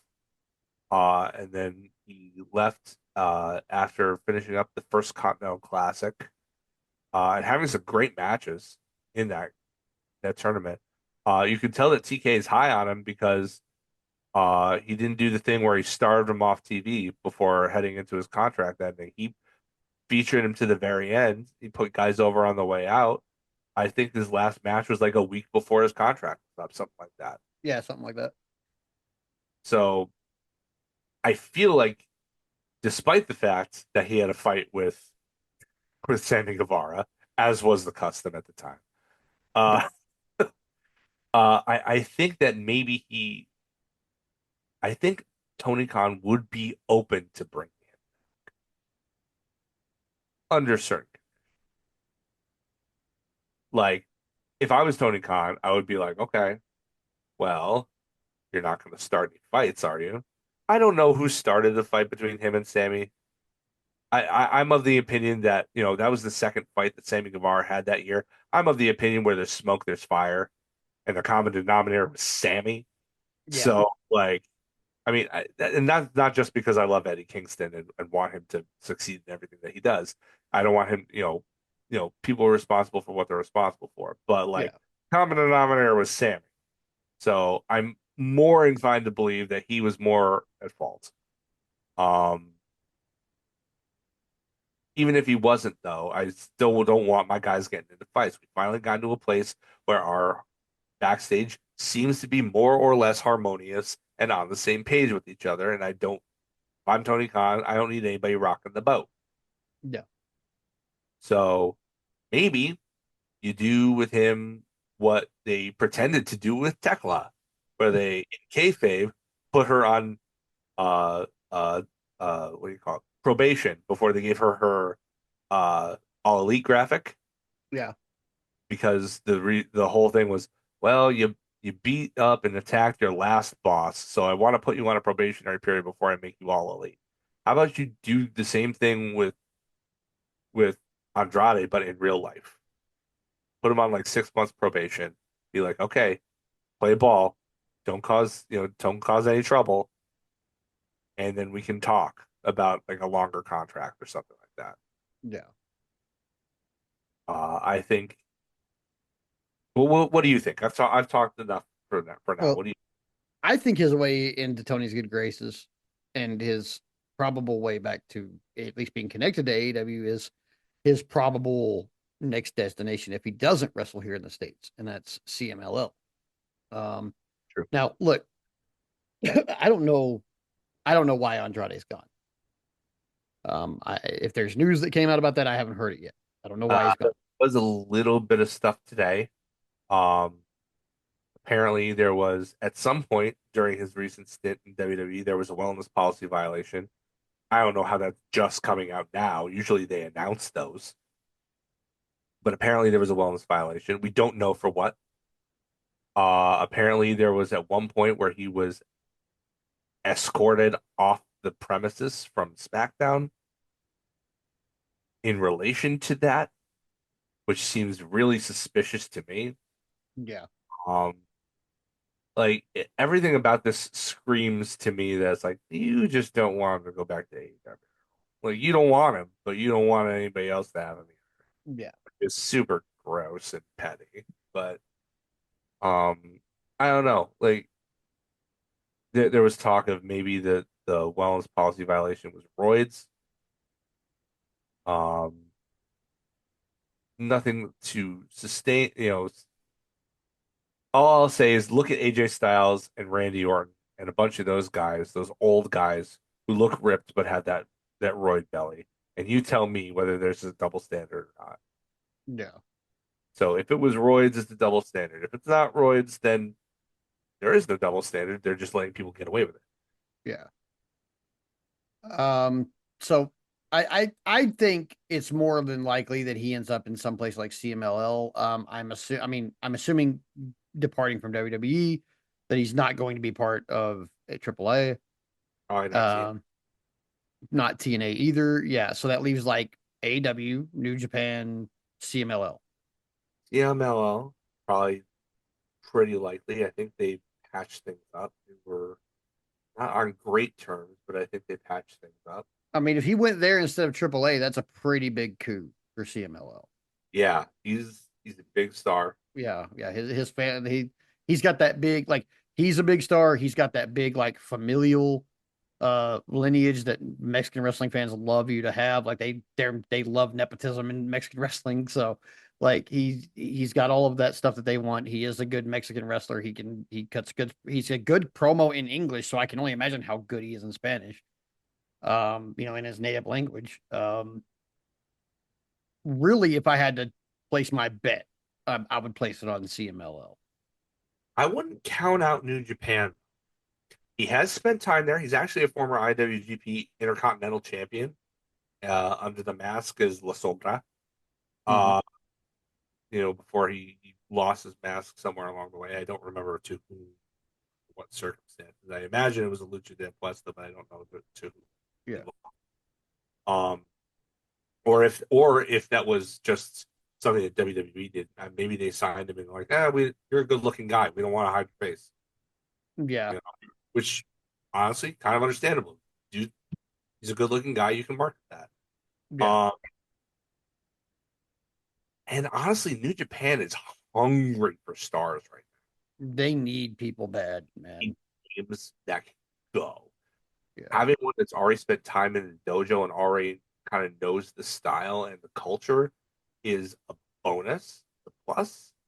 Um, that still leaves inroads to AEW too, yeah, uh, because of their partnership. Honestly, I think that New Japan, I don't know what they would pay in comparison to the others, but I think New Japan, you don't count them out, I guess is all I'm yeah. saying. I don't know, I don't think So, it's the likeliest destination for him, but don't count it out because they could really use a guy like him right now because well, they're let me just put it on this level. their own stars. Let me just put it on this level. Pay is not going to be a problem. Okay. If you talk to any wrestler who wrestles in other countries, Yeah. um, Mexico is where you go to learn, and Japan is where you go to make money. Now I'm sure there's great learning systems in Japan, and I'm sure at a certain level you make really good money in Mexico. But Mexico, like going as an independent wrestler to Mexico, you don't make any fucking money. You learn a lot, but you don't I make any money. that runs 3 shows a week out of Arena, Mexico, Yeah. I mean, whatever unless other you're working there. working in CML, you're probably making pretty. Yeah. But like, but yeah, as far as like the pay in Japan, like New Japan is, I mean, Their baseline guys, their dojo kids are, making 50, 60, $70,000 a year, So um like I've had a lot of people tell me like if I could wrestle in Japan full time and just stay there, I would because the money's so good. Like they because Japanese people, they're different than here. You don't have to like balls out spend $1 million promoting a wrestling show in Japan. You just don't have to because people fucking go to wrestling shows, man. It just happens even on the bare ass independent level where you've got a 1,000 seat arena. If you put a wrestling ring in it and have a show, it fills up. It's just how it works. You want to live in Japan, honestly. I I really want to, dude. I would love to like have enough money to just go spend some time there, like because I never like I want to go to other countries, but I don't want to just go for like a week. Like if I'm going to go to the UK, I want to spend a month because I'm going to want to spend at least a week in each different country. You want to have the European style holiday, Yeah, yeah. which I wish we had in this country, but they won't. Capitalism. I work Uh, from home, so I can actually go to Japan and just keep working. Um, yeah, yeah, but it's also like for your if I temp go there and keep working, I'm going to just end up buying a house and staying. So day off the beach, you don't want to get hit with the tsunami. no, I don't. But yeah, I've heard from a lot of independent guys that like Japan's a place for money. So if you're going to work for New Japan at Which Andrade's level, yeah, was the top company in Japan, which will pay the best. yeah, yeah. So I mean, but like yeah, like I said, like I mean, so basically, I mean, he's probably not going to AAA. He's probably not going to TNA, which leaves him on the other side of the equation because there's like six companies that can pay the rate that he would require, and Yeah, three of them are squarely on the WWE side of things, and three of them are squarely on the AEW side of things. And so, I mean, I'm positive that he's going to land on the AEW side of things. yeah. Where my money's on CMLL, but I don't put either of the other places out because, as far as I know, he burned zero fucking bridges leaving any of those other places. So, Like I said, despite the fact with Sammy, it looks like he's still left on good terms. mm-hmm, mm-hmm, And I think TK is, like I said, I think TK is a big fan of his. I think yeah. he booked him in the Continental Classic, knowing that he was just going to be leaving at the end of those 2 months anyway, with the intention of trying to put him in this spot and trying to woo him back. Well, I mean, I think that's probably what was it. It seemed like that was what was going on at the time. well, the purpose of him leaving, I'm positive that the purpose of him leaving and letting his AEW contract run out and going back to WWE was to work with his wife. Yeah, Because I'm pretty sure it's the same reason Aleister Black jumped back over. Because their wife works there, and who doesn't want to travel and be on the road with your fucking significant other? You would rather, instead of being in two different when companies you're on two. involved in this interpromotional war where you're on opposite sides of it, and all you want to do is make money for your household, for Yeah, your family, yeah, and you're in the middle of this political BS that's going on up above your head. Like, yeah. who wants to deal with that crap? So I'm positive that TK understood that. And that's part of the reason why it wasn't like a burn to bridge situation. Like he was just like, hey, look, I'm not going to renew because I want to go over there and be with my wife. Right. And now that relationship has kind of gone down the crapper, as I understand. And now he's not in WWE anymore. So would he be back in AEW? I don't see any reason why not. However, we're back to that same problem as before that we were talking about kind of in the intro with the ramifications of WWE being bought by Saudi Arabia is that if Andrade comes back, where does he fit and whose spot is he taking? I I know what I would do in AEW. I would test him. I would put him back in LFI because in that situation, you put him with the beast. You put him with Roosh, so he's fine with Roosh. He and Roosh are boys. But they did, But Sammy, you know, but he's also there with Mortos. He's also there with Drillista, who doesn't matter, and Sammy Sammy, yeah, coexists with Sammy Guevara when he has to be around him. It's one thing if you can avoid somebody for 6 months. It's another thing when you have to be around that person and coexist. yeah, You put him with Sammy Guevara, see how they work things out, and if they work things out, maybe you can move him up the card if you want.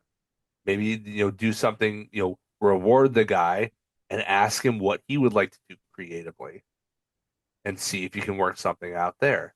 Because the guy is a beast in the ring. Hmm. Like AEW is the promotion for him because Oh it's the yeah, work promotion. yeah, It's a work rate promotion that's run by a billionaire. So you're probably going to get as much money as he's going to make in Japan because of the culture, and as much money as he could make in CMLL because of his stature and because they run so many shows. He's going to make the most money in AEW because it's owned by a billionaire yeah. who is willing to spend that money. So I feel like there's PK very clearly likes the guy. He Hmm. very much likes his work. I like his work a lot. Yeah, I think honestly the only thing that he's missing is the thing that he's not going to get, and that's Zelina Vega. He and Zelina were magic in NXT. They yeah, were just they were perfect for each other. She brought everything that he was missing to the table, and he elevated her in the process. I think that if we ever could get that pairing again, it's ideal. But yeah, it's not gonna happen. So we move on.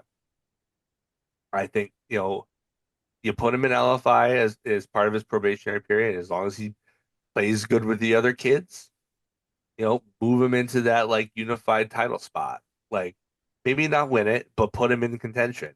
See if he gets over. You never know. It's a work rate promotion. People get over not just, I mean, for all manner of things, but I think the baseline that'll get you over is your work rate. So yeah, at least with yeah, this on. yeah, for sure.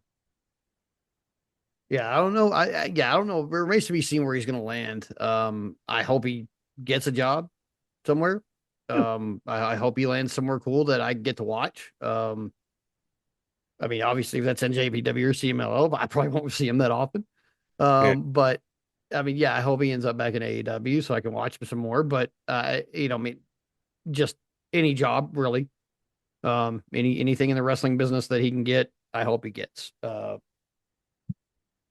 yeah, me too. I really, really was um disappointed when I understood, but I was disappointed when he went back to WWE because I felt like there was a lot of start stop with him. He had a really great Continental Classic. It proved that he was serious about the craft. He had a great couple of matches, series of matches with Buddy Matthews. Mhm. Like that's I feel like all he's really missing is a good charismatic mouthpiece. Yeah. I want to add him to the Don Callis family, but they're because that's God, too big all. But no. I mean, you give him a manager that can talk for him, and you've got absolute everything you need right there. Yeah. Star. He just needs to have his platform.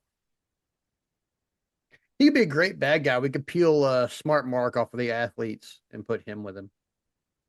Yeah, I like Smart Mark.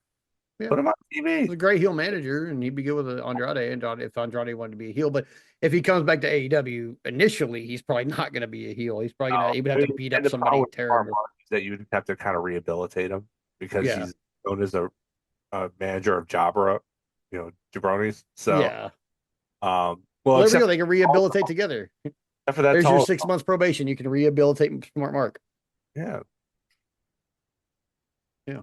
I suppose you could always bring back Dan Lambert. I suppose. I mean, I I, thought Dan Lambert was better at making me hate him than Don Callis is. I, I mean, Don House is doing some great work right now. Yeah. But That's why Dan Lambert was just way easier to hate, man. I thought that I understand that I'm very much in the minority here, but I liked Dan Lambert's presence more. I mean, more or less on Yeah. TV when he was on TV because it was like it's funny because he kind of served the same role in AEW that Don Callis previously served in ECW, Hmm. like the avatar for their critics. Yeah. In Callis's case, it was the Cyrus the Virus. He was the voice and the face of the network that didn't, that basically trapped ECW in this, in this situation where they were on TV, but they had like no say over their own content for the most part and stuff like Yeah. restrictions and stuff. So Heyman made up a character so he could vent his frustrations. Whereas in Dan Lambert's case, he basically was Jim Cornette light Yeah. in Pretty terms much. of how he chose to go about criticizing AEW. Yeah. Um, and of course, that got heat. And of course, people got a little too personal about it. Like, I feel like the people who hated him for what he said missed the point of the reason that he said it.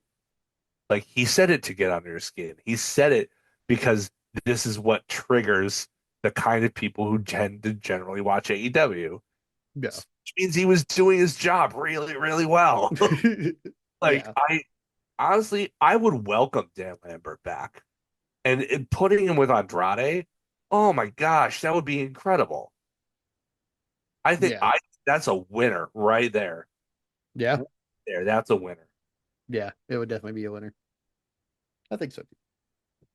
Either way, I just hope he lands somewhere good in wrestling because he's Yeah, definitely a good worker and he definitely deserves to land somewhere good.